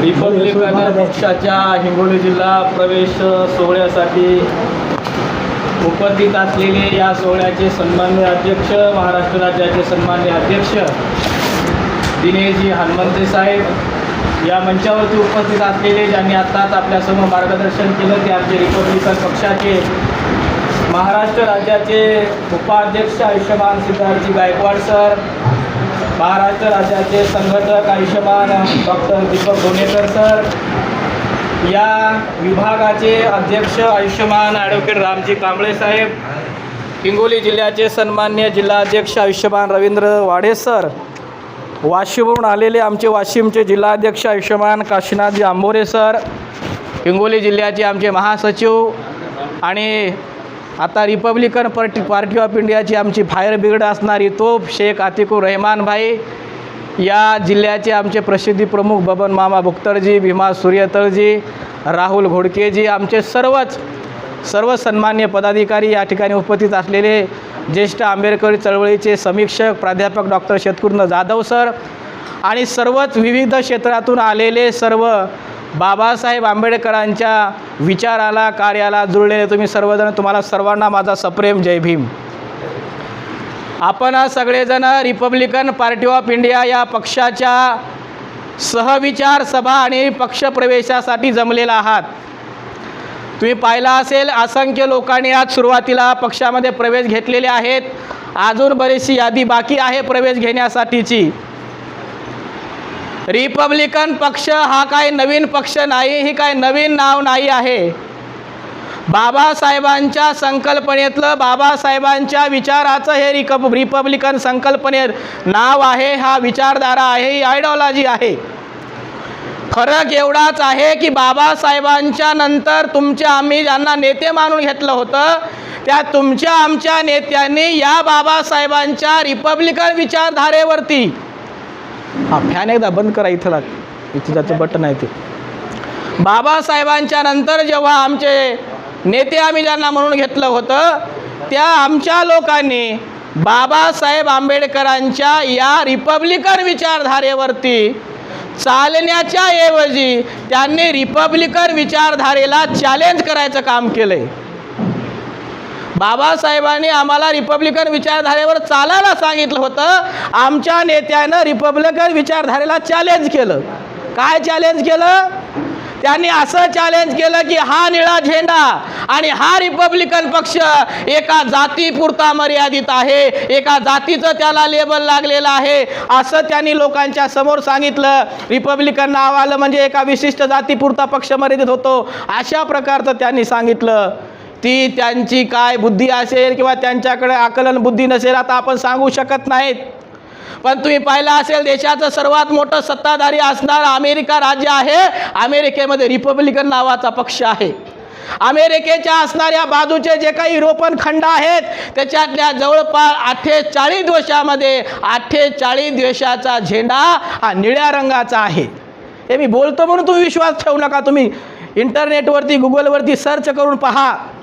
आणि त्या आमच्या नेत्यानं सांगितलं की रिपब्लिकन विचारधारा, रिपब्लिकन पक्ष एका समाजाचा पक्ष आहे म्हणून त्यांनी काय केलं, रिपब्लिकन बाजूला ठेवला.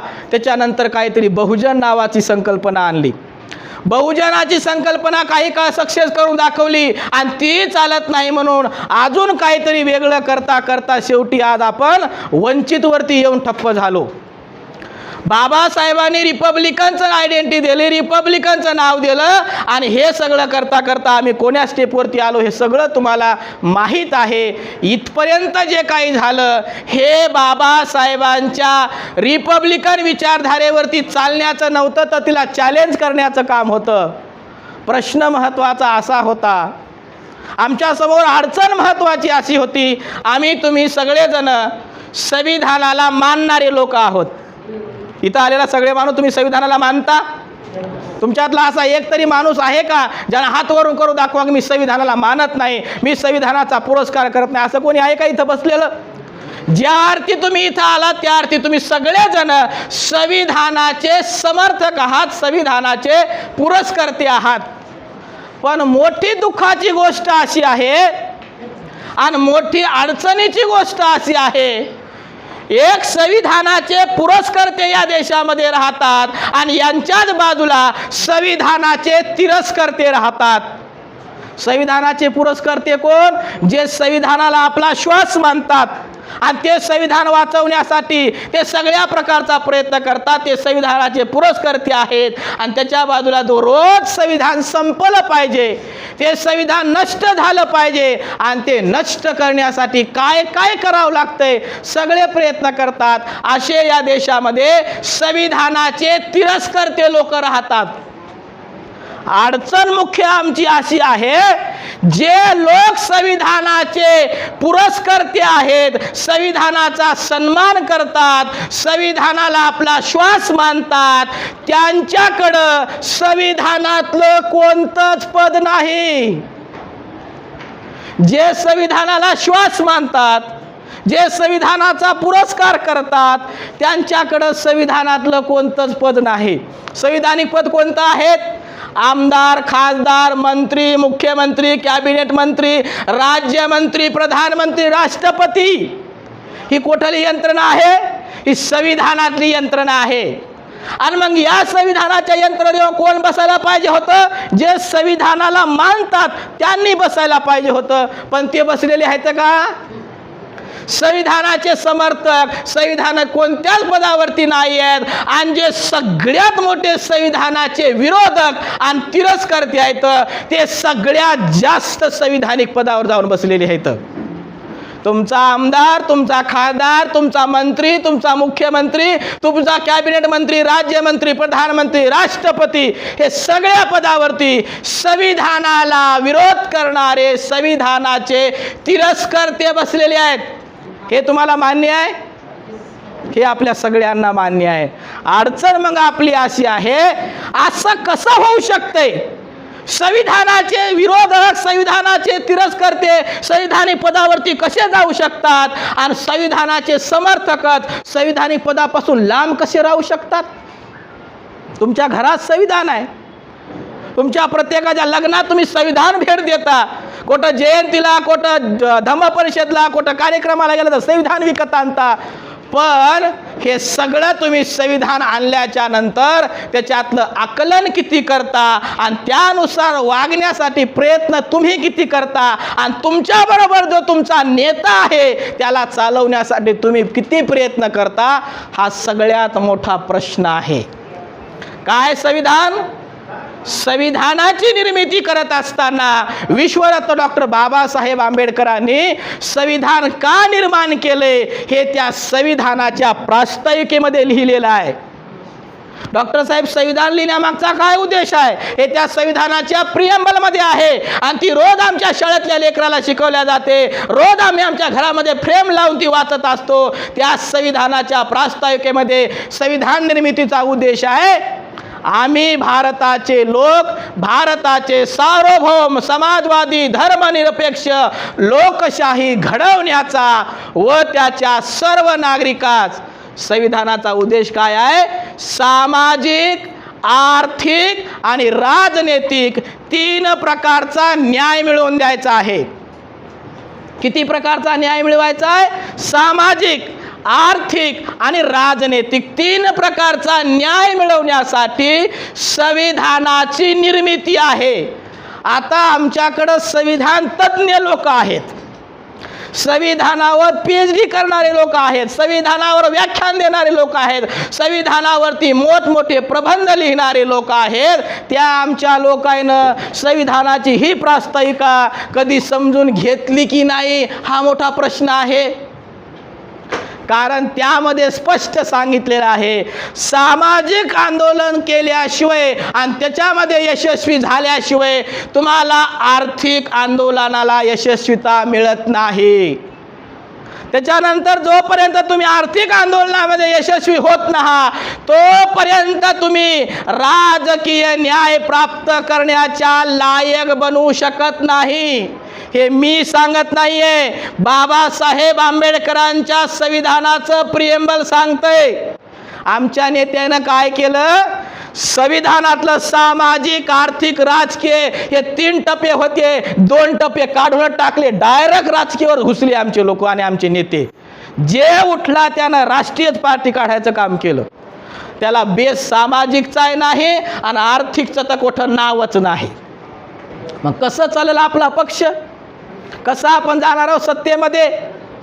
आणि मग हे संविधानाचे पुरस्कार करणारे लोक होते, पण हे त्या संविधानाच्या बाबासाहेबांनी सांगितलेल्या 3 स्टेपनुसार नसले चालल्यामुळं जे संविधानाचे विरोधक होते ते मात्र ह्या स्टेपवर चालले, सत्तेमध्ये जाऊन बसले. कारण देशामध्ये सगळ्यात मोठं सामाजिक एकीकरण त्यांच्याकडंच आहे, आमच्याकडं तर काहीच नाही. आता आम्हाला वाडे साहेबांना सांगितलं, अतिकुर भाईनं सांगितलं, आमच्यातलेच काही आमचे बांधव होते ही बैठक होऊ नये म्हणून प्रयत्न करायले, तर दुसरे नाही. तर मोहन भागवतला फोन लावायची गरज नाही, फडणवीसला एखादा माणूस पाठवायची तुमच्याकडे गरज नाही. तुमच्यातच जात भाई एवढे दुश्मन आहेत की तुमचाच कार्यक्रम लावून टाकतात.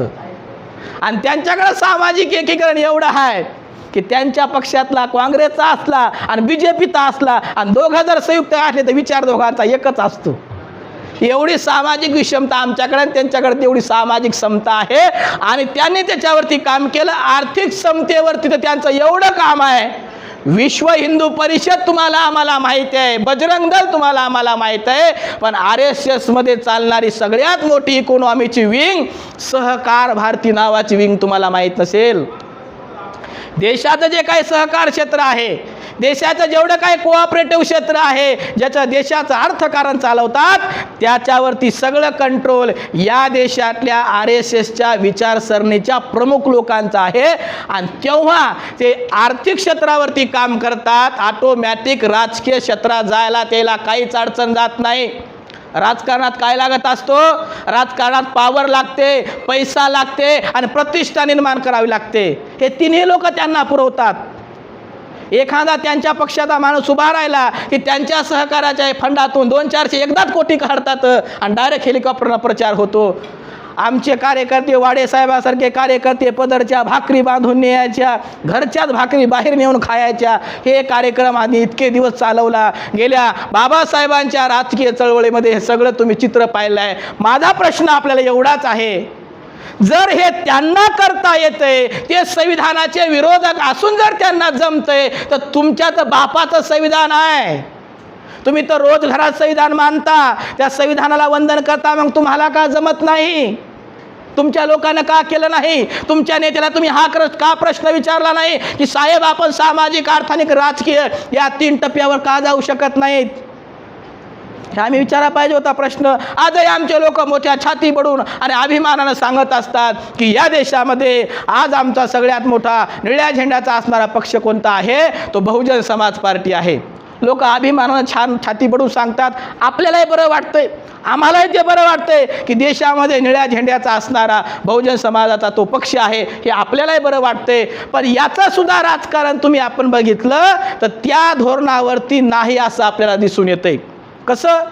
मी नेहमी उदाहरणामध्ये सांगत असतो की देशाच्या राजकारणात जर आम्ही विचार करायला गेलो, देशाच्या राजकारणात, तर 2 पॉवरफुल नेते आपण जर त्याची तुलना केली तर एक पॉवरफुल नेता आहे आपल्या महाराष्ट्रातला शरद पवार आणि यूपीच्या आपल्या बहीण मायावतीजी. दोघे देशाचे पॉवरफुल नेते आहेत. दोघांकडे सारख्या प्रकारची पॉवर आहे. कदाचित शरद पवारनं किती जरी प्रयत्न केले पण ते प्रधानमंत्री पदाच्या रेसपर्यंत गेले नाहीत. पण मागच्या काळामध्ये बहन मायावती यांना ती संधी मिळाली होती, त्या डायरेक्ट प्रधानमंत्री पदाच्या रेसपर्यंत गेल्या होत्या. देशाच्या भावी प्रधानमंत्री म्हणून त्यांच्याकडं एक आशादायी चेहरा म्हणून लोक पाहत होते. पण अडचण अशी होती की आमच्या पक्षाला, आम्ही आमच्या म्हणणाऱ्या पक्षाला भावनिकतेच्या शिवाय दुसरा कशाचाच आधार नव्हता.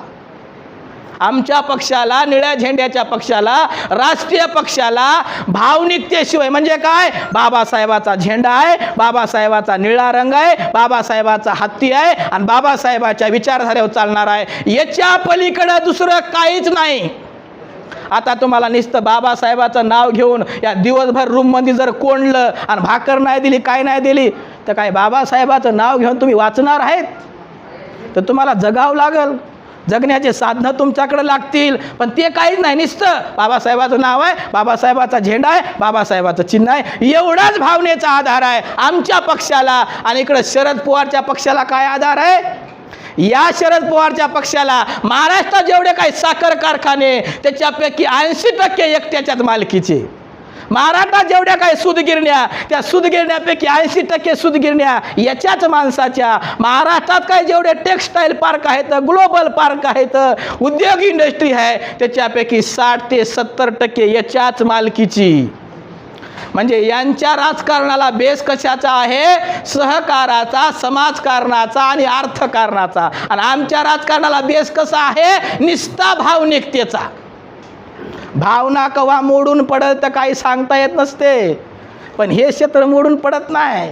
आणि म्हणून शरद पवारचे जे सहकारी आहेत, आज जरी मंत्रिमंडळात नसले तर पुढच्या 5 वर्षाला असतातच. आता आमच्या पक्षाची काय अवस्था झाली तुम्हाला माहीत आहे. उदाहरण म्हणून आपण विचार करूया, देशामध्ये, जगामध्ये सगळ्यात जास्त साखर उत्पादन करणारा देश ब्राझील आहे आणि ब्राझीलच्या नंतर भारत आहे. आणि भारतामध्ये सगळ्यात जास्त ऊसाचं उत्पादन त्या उत्तर प्रदेशमध्ये घेतल्या जाते. मग त्या उत्तर प्रदेशमध्ये आमच्या राष्ट्रीय पक्षाचे किती साखर कारखाने आहेत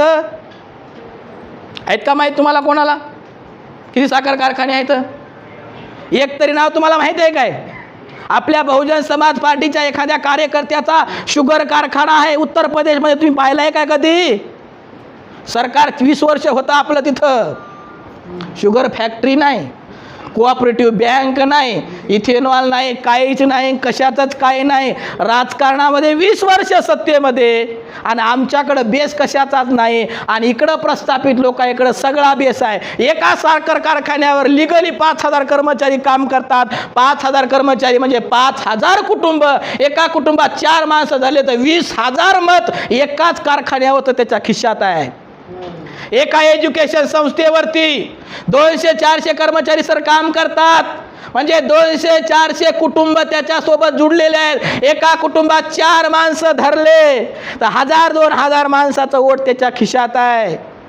त्याला असं जास्त आमच्या रवींद्र वाडे साहेबाला, आमच्या आदी कुरबाईला यायलाच पळवायची गरज नाही. त्याच्या मागं ते निघाले की कारखान्याच्या संचालकाच्या गाड्या निघतात, MDच्या गाड्या निघतात, ऑपरेशनच्या गाड्या निघतात, प्राध्यापकाच्या गाड्या निघतात, आणि आमच्या नेत्याची मोठी गाडी आणि कार्यकर्त्याची मोटरसायकल. हे 70 वर्षाचं चित्र आहे आमचं. का? कारण जसं उत्तर प्रदेशमध्ये एकही साखर कारखाना आमचं सहकार असताना नव्हता, आता महाराष्ट्रात सरकारही नाही, काहीच नाही आपलं. आपण तर उघडे नागडेच आता इकडं महाराष्ट्रात सगळे. मग काय अडचण होती साखर कारखाना तयार करायला? आणि जर केला असता, आता जरी एखाद्या विधानसभेला आमदार पडला असता तर पुढच्याला नक्कीच आला असता ना. कारण राजकारणाचा बेसच ते असते. ते बेस आहे काय आपल्याकडं? बिलकुल बेस नाही. आणि म्हणून मी पहिल्यांदा आपल्याला विचारलं, संविधानाचे विरोधक संविधानिक पदावरती का जाऊन बसले? कारण त्यांनी संविधान वाचून त्या पदावरती गेलेले आहेत. आम्ही संविधानाची पूजा केली आणि जागी ठेवून दिलं सगळं. म्हणून आम्हाला राजकारणात उतरण्यासाठी ही काय आमची रिपब्लिकन पार्टी ऑफ इंडिया, आम्ही असतील, हनुमंते साहेब असतील, गायकवाड सर असतील, कांबळे सर असतील, राहुल गोडके, आता तुमच्या बोलले आमचे दिनाजी खाडे, आम्ही सगळे कार्यकर्ते, हे काय आम्ही आजच राजकारणामध्ये आलेले नाही आहोत, आज तुमच्यासमोर येऊन भाषण करत नाही आहोत. हे तयार करण्यासाठी गेली 10-12 वर्ष आम्ही सतत मेहनत घेत आहोत. रिपब्लिकन विचार आमचा आजचा डोक्यात नाही. एखादा TV मीडियावरती आलं आणि काल फोकस करून आज आम्ही हायलाईट झालो, अशातला हा कार्यक्रम नाही आहे. 2013 साली डॉक्टर राजरत्न आंबेडकर साहेबांची आमची समोर मिटिंग झाली आणि त्या मिटिंगमध्ये त्यांनी आम्हाला डॉक्टर बाबासाहेब आंबेडकरांचा अजेंडा वाचून दाखवला. आम्ही 7 जण होतो. 7 माणसासमोर साहेबांना 3 तास आम्हाला विश्लेषण करून सांगितलं आणि सांगितलं हे बाबासाहेबाचं व्हिजन आहे, या व्हिजनवरती आपण चाललो तर आपण काही हासिल करू शकतो. या देशाचं हुक्रमान म्हणजे सत्ताधारी सुद्धा आपण बनू शकतो. आम्ही तेव्हा साहेबाला शब्द दिला, साहेब या मिशनवर जर तुम्ही चालायला तयार असतील तर आम्ही आमच्या आयुष्याचा 70% वेळ तुम्हाला आणि 30% फक्त कुटुंबाला घराला द्यायला तयार आहोत आणि गेल्या 13 पासून देत आहोत. आता हे 2024 उजडलं. लोकांना वाटतं हे आलादीच आले का नो, हे कोठून तरी पुरस्कृत आहे का नो? हे बिलकुल पुरस्कृत नाही आहे, हे कोठून आलेलं नाही आहे. हे बेस तयार होता, हे मुळातून उगवलेलं आहे. ही ती योग्य वेळ होती. कारण 2013 आम्ही धार्मिक कामाला सुरुवात केली, सामाजिक कामाला सुरुवात केली, भारतीय बौद्ध महासभेच्या माध्यमातून कामाला सुरुवात केली. मागच्या 2023 पर्यंत देशाच्या कानाकोपऱ्यामध्ये बौद्धांची ओळख निर्माण करण्याचं काम आदरणीय डॉक्टर राजरत्न आंबेडकर साहेबांनी केलं आणि त्यांच्यासोबत आपण सगळ्यांनी देशामध्ये सामाजिक एकीकरण घडवून करण्याचा प्रयत्न आणला. त्याच्यानंतर 2020 साली 19 साली या देशामध्ये इकॉनॉमिक क्षेत्रावरती काम करायला डॉक्टर राजरत्न आंबेडकर साहेबांनी सुरुवात केली. इकॉनॉमी म्हणजे अर्थकारण. अर्थकारणाला हातात घेण्यासाठी आपल्याला शुगर फॅक्टरी टाकायची होती. शुगर फॅक्टरीसाठी आम्ही जागा बघितली. मी हनुमंते साहेब आम्ही गेलो, साखर आयुक्ताला जाऊन भेटलो, सांगितलं आम्हाला साखर कारखाना टाकायचा आहे. आमच्या सरच्या पोरा सोऱ्याकडे बघून काय सांगितलं वाडे सर, मला 500 एकर जमीन लागते त्याच्यासाठी. आता आम्ही पोरं सर्व दिसलो आणि साखर कारखान्यात असं काम करणारं आमच्यासारखं कोणीच नाही. साखर कारखान्याचा कोणताच माणूस इनोव्हा गाडीशिवाय फॉर्च्युनर गाडीशिवाय फिरतच नाही. त्याला वाटलं साखर आयुक्ताला असे माणसं काला आले असतील. आम्ही त्यांना सांगितलं काय एस्टिमेट आहे, त्यांनी काय आम्हाला सांगितलं नाही. पण आम्ही त्यांना एक मोठा रेफरन्स दिला. तेव्हा त्यांना आम्हाला ती फाईल दाखवली आणि सांगितलं साखर कारखाना उभा करायचा असेल, उभा करण्यासाठी तुम्हाला वसंतदादा शुगर इन्स्टिट्यूट नावाचं एक ट्रेनिंग सेंटर आहे, पुण्याला आहे. त्या पुण्याच्या इन्स्टिट्यूटसोबत निस्ता करार करावं लागते. ते काय तुम्हाला साखर कारखाना उभा करून देत नाही, उभं करण्यासाठी सल्ला देते. आणि ते सल्ला देण्यासाठी वसंतदादा शुगर इन्स्टिट्यूटची लिगली फी आहे 45 लाख रुपये. सल्ला द्यायची फी सांगायलो मी, कारखाना उभा करायची 300-400 कोटी वेगळी आहे. निस्ता जर तुम्हाला फाईल घेऊन जायची असेल आणि विचारायचं असेल की कोणता प्लॅन्ट लागते, कोणती मशिनरी लागते, कोठं लागते, त्याला ते 45 लाख रुपये लिगली घेतात आणि इनलिगली किती घेतात ते आता आम्हालाही माहीत नाहीत. म्हणजे असं त्यांनी सांगितलं. मग आमच्यासमोर अडचण आली. आता साखर कारखाना आपण कसा उभा करणार? कारण 45 लाख जर त्याला द्यायचे असतील तर आपल्याकडे एकदाच कुठं 45 लाख रुपये. म्हणून डॉक्टर राजरत्न आंबेडकर साहेबाच्या सोबत चर्चा करून डॉक्टर राजरत्न आंबेडकर साहेबांनी निर्णय घेतला, साखर कारखाना निर्माण करायचा आहे, आपल्याला लोकांना रोजगार द्यायचा आहे. मग काय करावं लागल? आपली अडचण पैशाची आहे तर पैसा कुठं साचवला जातो? पैसा कुठं ठेवला जातो? कुठे ठेवला जातो? बँकेमध्ये ठेवला जातो. मग डॉक्टर राजरत्न आंबेडकर साहेबांनी विचार केला आणि ठरवलं, साखर कारखाना निर्माण करण्याच्या पूर्वी आपली देशामध्ये नॅशनलाइज बँक निर्माण करावं लागेल. कारण आपल्या लोकांचा पैसा तिथं ठेवता येईल, आपल्या लोकांचा पैसा तिथं ठेवता येईल. आणि लगेच त्या कामाला लागले. 2019ला निर्णय झाला, सुरुवात केली. 19ला कोरोना आला, लॉकडाऊन लागलं, 20-22 पर्यंत लॉकडाऊनमध्येच गेलं आणि नंतर ते कामाला पुन्हा सुरुवात झाली. 2023ला त्या कामाला लिगली सुरुवात झाली. आणि या देशामध्ये बाबासाहेबांच्या नावानं देशातली पहिली नॅशनलाइज बँक निर्माण करण्याचं काम आदरणीय डॉक्टर राजरत्न आंबेडकर साहेबांनी केलं. डॉक्टर भीमराव रामजी आंबेडकर सहकारी बँकेची निर्मिती ही डॉक्टर राजरत्न आंबेडकर साहेबांनी केली. बाबासाहेबांच्या नावाची एकही बँक आपल्या देशात नव्हती. तालुका स्तरावर पतसंस्था होती, बँक नव्हती.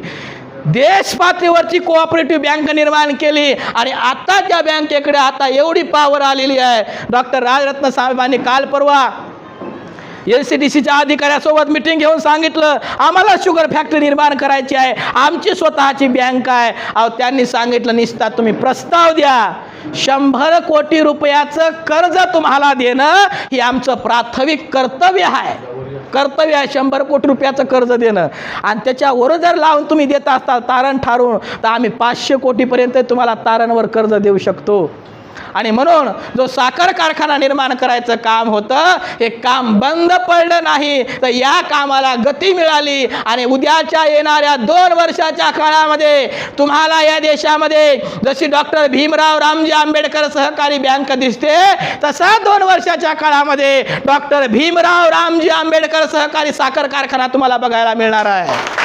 बाबासाहेबांच्या नावाचा साखर कारखाना, त्याच्यामध्ये डिस्टिलरी प्लॅन्ट आहे, इथेनॉल प्लॅन्ट आहे. आता इथेनॉलवर सगळं चालणार आहे. आता लोकाला साखऱ्या बिमाऱ्या झाल्यात, लोक साखर जास्त खाईनात.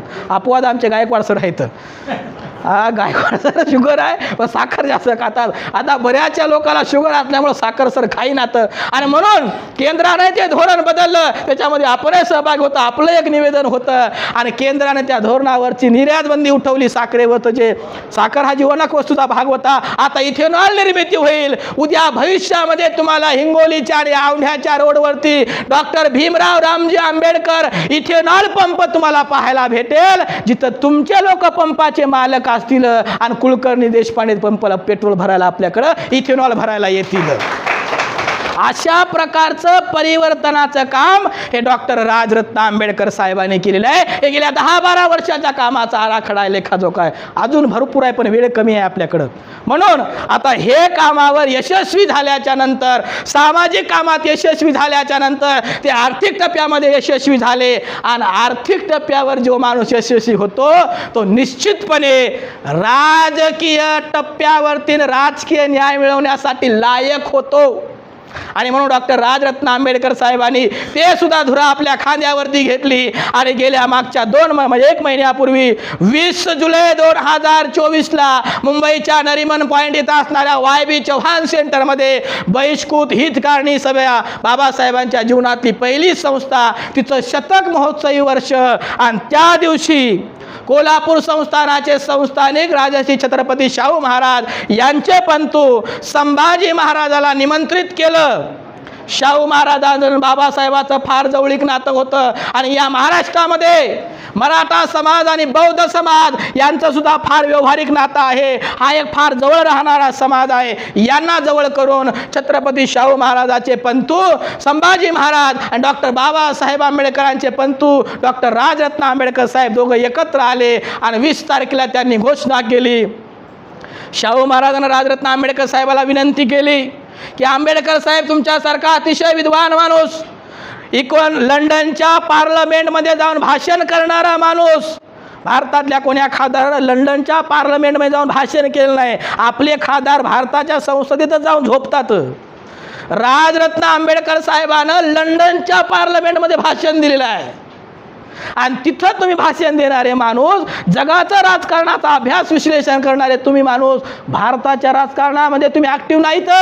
आणि म्हणून मी तुम्हाला शाहू महाराजाचा पंतू या नात्यानं विनंती करतो, जशी शाहू महाराजानं डॉक्टर बाबासाहेब आंबेडकराला सर्व प्रकारची मदत केली होती, तशा प्रकारची मदतीची आशा तुमच्या समोर ठेवून मी शाहू महाराजाचा पंतू तुम्हाला विनंती करतोय की डॉक्टर राजरत्न आंबेडकर साहेब तुम्ही राजकारणामध्ये या. कोण विनंती केली? एका छत्रपतीच्या वंशजानं, एका घटनापतीच्या वंशजाला. पहा, प्रसंग फार मोठा आहे, ऐतिहासिक आहे. एक छत्रपतीचा वारसदार एका घटनापतीच्या वारसदाराला सांगतोय की तुम्हाला राजकारणात यावं लागेल, तुम्ही राजकारणात आल्याशिवाय तुमच्या समाजाला तुम्ही न्याय देऊ शकत नाही. आणि मग त्या दिवसापासून डॉक्टर राजरत्न आंबेडकर साहेबांनी राजकीय भूमिकेमध्ये सक्रिय होण्याचं ठरवलं आणि 20 जुलै 2024ला ती राजकीय बैठक यशस्वी झाल्याच्या नंतर इथून पुढं महाराष्ट्रामध्ये रिपब्लिकन नावाचं एक वादळ महाराष्ट्राच्या राजकारणात निर्माण झालं. पेपरला बातम्या आल्या, काय काय आल्या सगळं तुम्हाला माहीत आहे. बातम्या दोन प्रकारच्या असतात. एक चांगली बातमी असते, एक विरोधकाची बातमी असते. दोन्ही बातम्या येत असतात. आणि म्हणून चांगली आली म्हणून हसायचं नाही, विरोधाची आली म्हणून फुसवायचं नाही, असं काम बिलकुल नाही. 20 जुलैला पक्षाची त्या ठिकाणी घोषणा केली आणि लगेच सामाजिक समीकरणं जुळवायला सुरुवात केली. महाराष्ट्रामध्ये एक सगळ्यात मोठा आजच्या पीडित असणारा समाज आहे मराठा समाज. मराठा ज्याचं सगळ्यात मोठं साम्राज्य आहे, महाराष्ट्रामध्ये ज्याची सगळ्यात मोठी संख्या आहे, त्या मराठा समाजाचे एक मोठे नेते जसंही राजरत्न आंबेडकर साहेबांना घोषित केलं राजकारणात उतरणार, लगेच साहेबाला निरोप गेला. मनोज दादा जरांगे पाटलाचा राजरत्न आंबेडकर साहेबाला निरोप गेला, साहेब आम्ही तुम्हाला भेटू इच्छितो. याच्या अगोदर तुम्ही आम्हाला येऊन भेटले होते, आता आम्ही तुम्हाला भेटू इच्छितो असं त्यांनी सांगितलं. त्याचे साक्षीदार सिद्धार्थ गायकवाड सर, दिनेश हनुमंते साहेब, आम्ही 3 जण होतो. त्या ठिकाणी आमचे विक्की भाऊ होते. आम्ही आंतरवाली सराटीला गेलो आणि तिथं गेल्याच्या नंतर आमच्या अर्ध्या तासापूर्वीच महाराष्ट्राचे माजी मुख्यमंत्री मराठ्याचे मातबर नेते अशोकराव चव्हाण साहेब बसून गेले होते. अशोकराव चव्हाण मनोज जरांगेला विनंती करत होते, चला म्हणले 10 मिनटं आपल्याला घरात जाऊन बोलायचं काहीतरी. ते मनोज दादा म्हणले मी घरात कोणालाच बोलत नसतो, म्हणले तुम्हाला काय बोलायचं तर मीडियाच्या समोर बोला म्हणले. आता अशोकराव चव्हाण काय बोलणार आहेत मीडियाच्या समोर? याची झोळी फाटके, ते काय बोलणार आहेत? आणि ते नाही बोलले. मग याचा नाईलाज झाला आणि त्याच्यानंतर अर्ध्या तासानं आमच्या गाड्या तिथं गेल्या, साहेब तिथं गेले आणि मनोज दादाला विनंती केली की स्वागत झाल्याच्या नंतर आपल्या 10 मिनटं बसायचं आहे. जरांगे पाटीलच म्हणले कुठं, इथं बसायचं की मधात बसायचं? साहेब म्हणले मध्ये बसलं तर बरं राहील. जरांगे पाटील म्हणले आणा खुर्च्या मधामध्ये बसून. 2.25 तास चर्चा झाली. जो मराठा समाजाचा नेता स्वतःच्या जातीच्या मुख्यमंत्र्याला बाहेरूनच चर्चा करून पाठवतो, त्यानं एका लायक असणाऱ्या आंबेडकरवादी नेतृत्वाला आजच्या खोलीमध्ये नेऊन 2.25 तास चर्चा केली. काय चर्चा केली तिची प्राथमिक माहिती फक्त मी तुम्हाला सांगतो.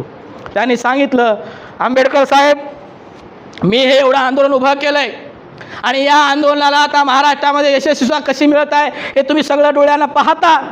माझी एक तुम्हाला विनंती आहे, या आंदोलनाला मी उभं केलंय, आंदोलन चालवतोय. माझी अडचण अशी आहे की या आंदोलनाला मला तुमच्यासारख्या विद्वान माणसाचं मार्गदर्शन आणि पाठबळ हवं आहे. कारण आम्ही संख्येनं खूप जरी असलो तर विचाराच्या पातळीवरती आम्ही आंबेडकर साहेबाची बरोबरी करू शकत नाही. तुम्ही आम्हाला ती तुमची कमी जी आहे आमच्याकडं ती भरून काढा. तुम्ही साहेब दिशा दाखवण्याचं काम करा. आपण सगळे मिळून सोबत चालायचं काम करू. राजरत्न आंबेडकर साहेबांनी त्या क्षणी त्यांना शब्द दिला, जिथं तुम्हाला कुठं अडचण असेल तिथं राजरत्न आंबेडकर साहेब तुमच्या खंबीरपणे सोबत असतील. आणि हा शब्द दिल्याच्या नंतर मग समीकरण पुढे आले. आता नंतर तुम्हाला मीडियावर दिसले असतील, आम्ही डायरेक्ट लाईव्हच पाहिले होते काय झाले. त्याने सांगितलं महाराष्ट्रातल्या 288 जागा आपण लढवणार आहोत. जरांगे पाटलांना घोषित केलं होतं. छगन भुजबळ साहेब म्हणाले याला माहीत नाही म्हणले. 288 जागा लढवायचा मनोज जरांगे म्हणतंय, याच्यातल्या 54 जागा SC आणि ST साठी राखीव व्हायचा. हे जरांगेला अभ्यास नाही म्हणले, त्याला माहीत नाही म्हणले. राजरत्न आंबेडकर साहेबांनी हे सगळं सेटिंग तर अगोदरच लावली होती. पण पुन्हा एकदा मीडियाच्या समोर गेलं की भुजबळ साहेबानं आमची चिंता करू नये. 54 SC आणि STच्या जागेवरती हा असणारा राजरत्न आंबेडकर साहेब आणि दीपक डोणेकर साहेबासारखे विद्वान माणसं या 54 जागेसाठी मनोज जरांगे दादाच्या सोबत खंबीरपणे उभी आहेत. राजकीय समीकरण कोठंच बिघडणार नाही. 29 रिझर्व जागा आहेत SC साठी आणि सगळ्या रिझर्व जागेवरती 90% आता आमदार भाजपचे आहेत. कोणाचे आमदार आहेत? भाजपचे आहेत. आणि या भाजपच्या लोकाला पाडण्याचा निर्धार हा मराठा समाजाचा मनोजदादा जरांगेचा आहे. तुम्हाला माहीत असेल महाराष्ट्रामध्ये जे काही चित्र बदललं लोकसभेला हे तुमच्या आमच्यामुळे नाही बदललं. आमच्यातल्या काही फुसक्या लोकांना असं वाटायले की मी काँग्रेसला मतदान केल्यामुळेच काँग्रेसचं सरकार आले. आमच्यातल्या काही चमच्याला असं वाटायलं की मी ते उद्धव ठाकरेच्या मशालीला बटन दाबल्यामुळं आमचं सरकार आले. बापू आपण कोठ्याच गिनतीत नाहीत. आपण बहुमताच्या आकड्यातले माणसं नाहीत. आपण बहुमताच्या काठावरचे आहेत. मनोज जरांगेचं समीकरण आहे भाजपला पाडायचं, तेव्हा त्यानं पाडलेलं आहे. रावसाहेब दानवेची सीट पाडणं सोपी गोष्ट नव्हती. पंकजा मुंडेची सीट पाडणं सोपी गोष्ट नव्हती. त्या माणसानं ते करून दाखवलं. आणि तो माणूस आज डॉक्टर राजरत्न आंबेडकर साहेबाच्या सोबत खंबीरपणे उभा आहे. त्यांनी सांगितलं 29 रिझर्व सीटवरती तुमचे राजरत्न आंबेडकर साहेबाचे उमेदवार उभे असतील आणि त्या उमेदवारासाठी मी स्वतः 1 महिना प्रचारासाठी तुमच्यासोबत बाहेर फिरणार आहे, एवढं आश्वासन त्याने दिलं. आणि दुसरं काय सांगितलं की तुमच्या या सभेला 40 माणसं जर बौद्ध समाजाचे मुस्लिम समाजाचे असतील तर तिथं 80 माणसं पाठवायचे. माझ्या समाजाचे 80 मराठा पाठवायची जबाबदारी ही माझी मनोज जरांगेची स्वतःची आहे. मी तुम्हाला फक्त एवढंच विश्लेषण करून सांगणार आहे, गेल्या 60 वर्षामध्ये आमच्या नेत्यानं हा रिपब्लिकन विचार आणि हा रिपब्लिकन आयडेंटिटी फक्त एका समाजाची आहे अशा प्रकारचं लेबल लावलं होतं. राजरत्न आंबेडकर साहेबांनी रिपब्लिकनची धुरा आपल्या हातामध्ये घेतली आणि 10 दिवसामध्ये महाराष्ट्रातला सगळ्यात मोठा असणारा मराठा समाज या रिपब्लिकन पार्टी ऑफ इंडियाच्या सोबत उभा केला. एवढं ते प्रभावी नेतृत्व डॉक्टर राजरत्न आंबेडकर साहेबाचं आहे. आतापर्यंत असं कधी झालं नव्हतं. निळ्या झेंड्याला कधी कोण समर्थन दिलं तर काय? मराठा माणसांनी दिलं तर कधी? तुम्ही आता मराठा लोकांना जाऊन विचारा, राजरत्न आंबेडकर साहेब कोण आहे ते तुम्हाला सांगतील. हे एवढं समीकरण जमवलं आणि या समीकरणाच्या जोरावरती आता काम चालू आहे. आणि अजून एक दुसरं आतलं समीकरण आहे, तर मी तुम्हाला सांगणार आहे. आता मराठा समाज जोडला, बौद्ध समाज जोडला, आमचा मुस्लिम समाज आहे. आम्ही शेख आतिकुरबाईला बोललो की या देशातले आमचे मुसलमानांचे सगळ्यात मोठे जे मौलाना आहेत, ज्यांचा शब्द प्रमाण आमच्या देशामध्ये मुस्लिम बांधव मानतो, हजरत सजाद नोमानी साहेब, जे दिल्लीच्या मोठ्या बोर्डाचे कोणते तरी पदावरती मोठे आहेत, त्यांच्या भेटीची प्रक्रिया राजरत्न आंबेडकर साहेबांनं पूर्ण केलेली आहे. आणि त्याच्यामध्ये सुद्धा राजरत्न आंबेडकर साहेबाला यश मिळालेलं आहे. जसं बौद्ध म्हणून राजरत्न आंबेडकर साहेब, मराठा म्हणून मनोजदादा जरांगे पाटील, तसं आता मुस्लिमचे डेलिगेशन आणि मुस्लिमांचा सगळ्यात मोठा चेहरा सज्जाद नोमानी साहेबाचा चेहरा सुद्धा आता आपल्या या आघाडीमध्ये जुटणार आहे. आता ही लढाई फार लांबची नाही आहे. ही लढाई पराभवाची नाही आहे. ही लढाई विजयाची आहे. आणि या विजयाच्या लढाईमध्ये तुम्हाला सगळ्यांना सहभागी व्हावं लागणार आहे. म्हणून मी शेवटी तुमच्या सगळ्यांना विनंती करणार आहे, हे जे मिशन आहे अव्वाच्या सव्वा मिशन नाही आहे. हे काय आवाढव्य असं मिशन नाही आहे. आपण आपल्या क्षमतेनुसार, आपण आपल्या तयारीनुसार राजकारणात उतरलेले आहेत. नाही तर आमचा नेता उठतोय, आमचा कार्यकर्ता उठतोय, राष्ट्रीय पार्टी बनवतोय, राष्ट्रीय पार्टी बनवल्याच्या नंतर याच्या तालुक्याला कोणी कार्यकर्ता नाही आणि सगळ्याच्या सगळ्या जागा लढवायचं म्हणतंय. असे आमचे काही लोक आहेत की ज्यांनी सगळ्याच्या सगळ्या जागा लढवल्या आणि सगळ्याच्या सगळ्या पाळल्या. जगात असं रेकॉर्ड कोणाकडत नाही आमच्यासारखं. जागा लढवणारे सगळेच आणि पाडणारे सगळेच. विचार करा, राजकारणात सगळ्यात मोठं गणित असतंय सर तडजोडीचं. कारण तडजोडीशिवाय राजकारण होऊ शकत नाही. तुम्हाला माहीत असेल मागच्या 5 वर्षाखालचं महाराष्ट्राचं राजकारण उद्धव ठाकरे, शरद पवार आणि काँग्रेस तिघांना एकमेकाच्या विरोधात निवडणूक लढवली विधानसभेची आणि विरोधात निवडणुका लढवल्या, एकमेकाच्या विरोधात निवडून आले. पण समीकरणं बदलावं लागतात, तडजोडी करावं लागतात. म्हणून शरद पवार, सोनिया गांधी आणि उद्धव ठाकरे तिघजण एकत्र बसले. हे कधी तोंडाला तोंड न मिळवणारे माणसं होते. काय काय बोलत होते हे तुम्हाला माहीत आहे, मी सांगायची गरज नाही. पण त्यांना माहीत होतं सत्य जर टिकून राहायचं असेल तर आडमुठपणाचं धोरण जमत नाही. सज्ज जर टिकून राहायचं असेल तर आपल्याला समजूतदारीचं धोरण घ्यावं लागते. आणि तिघं एकत्र आले. महाराष्ट्राचं सत्ताकारण त्यांनी बदललं आणि म्हणून त्याच प्रकारचं समजूतदारीचं धोरण आपण घेणार आहोत. आणि आपण सुद्धा आपल्यासोबत असणारा मोठा समाज, मराठा समाज, मुस्लिम समाज, धनगर समाज, आदिवासी समाज, बंजारा समाज, मातंग समाज, या सगळ्या समाजाला सोबत घेऊन, आणि नुसतं सोबत घ्यायचं म्हणायचं नाही तर ही मोठबांधणी चालू आहे. आता हे तुम्हाला सगळं चित्र क्लिअर होणार आहे. या सगळ्यांना घेऊन आपल्याला काम करायचं आहे. आणि आपलं जे शेवटचं विजन आहे, आपलं जे शेवटचं मिशन आहे ते मी या ठिकाणी सांगून थांबणार आहे. बघा, आपला जो RPI हा पक्ष आहे, हा बाबासाहेबाच्या संकल्पनेतला पक्ष आहे.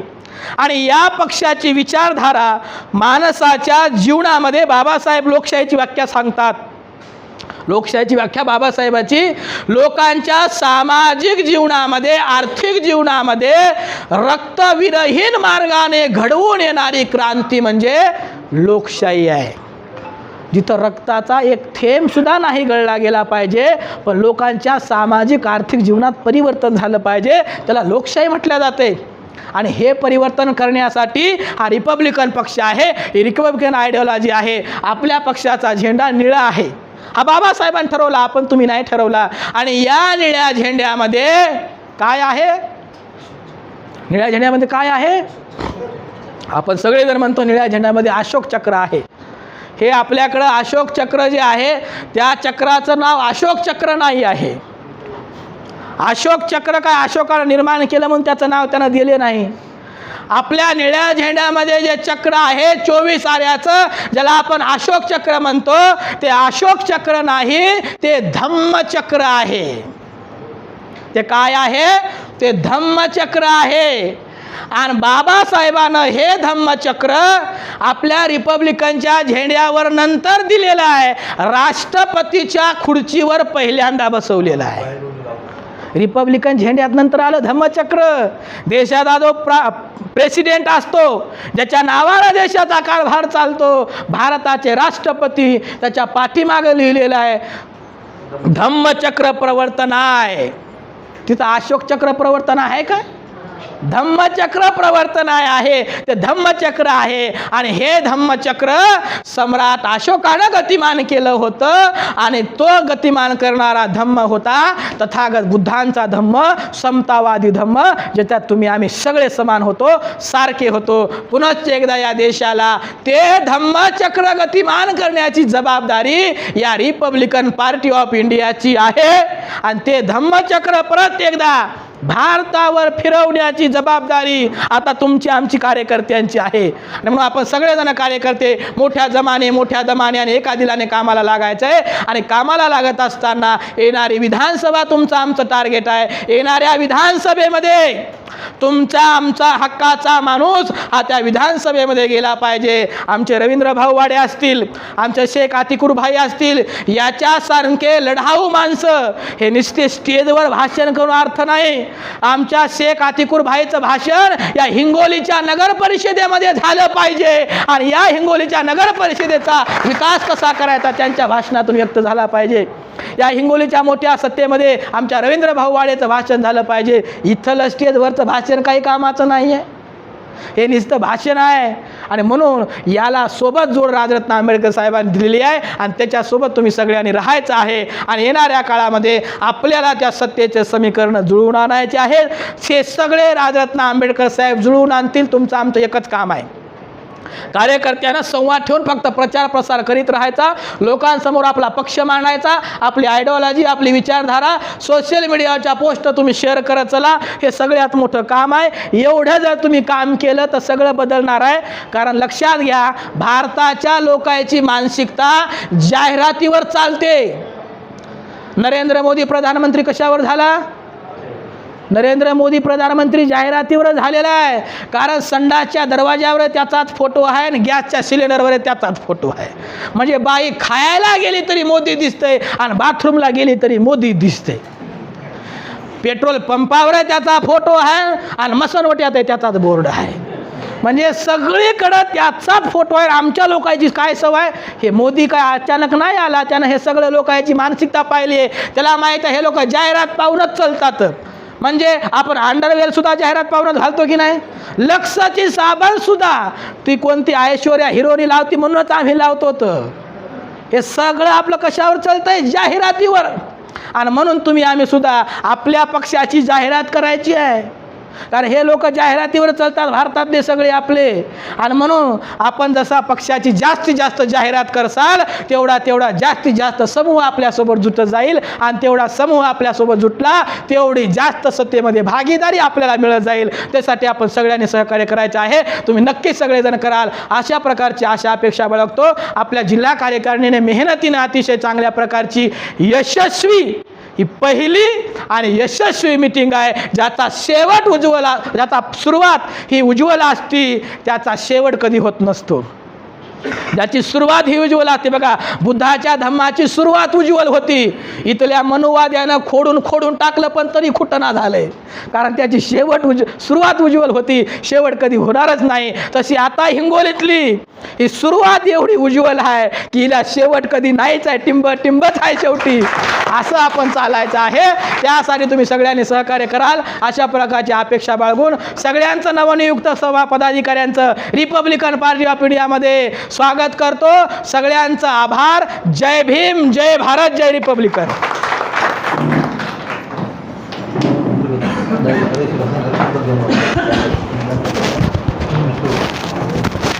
धन्यवाद दबळगे साहेब. पहिल्यावरच आपलं भाषण ऐकलं, आपली शैली पाहिली, छान वाटलं, एक ऊर्जा भेटली. तुमच्यामधून काही शिकण्यासारखं आज इथं आम्हाला ऐकायला भेटलं. आता आपण महाराष्ट्राचे प्रदेशाध्यक्ष आदरणीय माननीय दिनेश हनुमंते साहेब यांना अशी विनंती करतो की त्यांनी आम्हाला मार्गदर्शन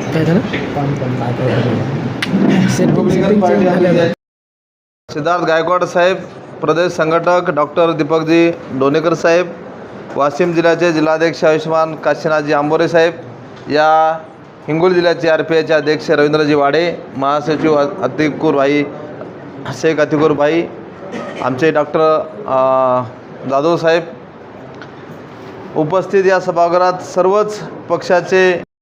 मोठी बातमी एखादी आहे काय? मोठी बातमी आहे का म्हणजे एखाद्या मोठ्या माणसाचा प्रवेश आहे काय? आता त्याला ज्या नेत्यानं आम्हाला प्रश्न विचारला त्यांना माहीत होतं की बा हे काहीतरी या जिल्ह्यामध्ये खळबळ निर्माण करतील. मागच्या काही दिवसापासून आम्ही गुपचूप तो नेता माझ्या संपर्कामध्ये होता आणि म्हणत होता की तुमची पार्टी जसंही येईन तसं माझ्यासाठी महत्त्वाची जागा राहू द्या, मी तुमच्याकडे प्रवेश करणार आहे. आणि रवींद्र वाडे साहेबाचा जाहीर प्रवेश झाला तोपर्यंत त्याला काही खबर लागू दिली नाही. त्याला वाटतं अचानक याच्या आतून काहीतरी सुरू आहे.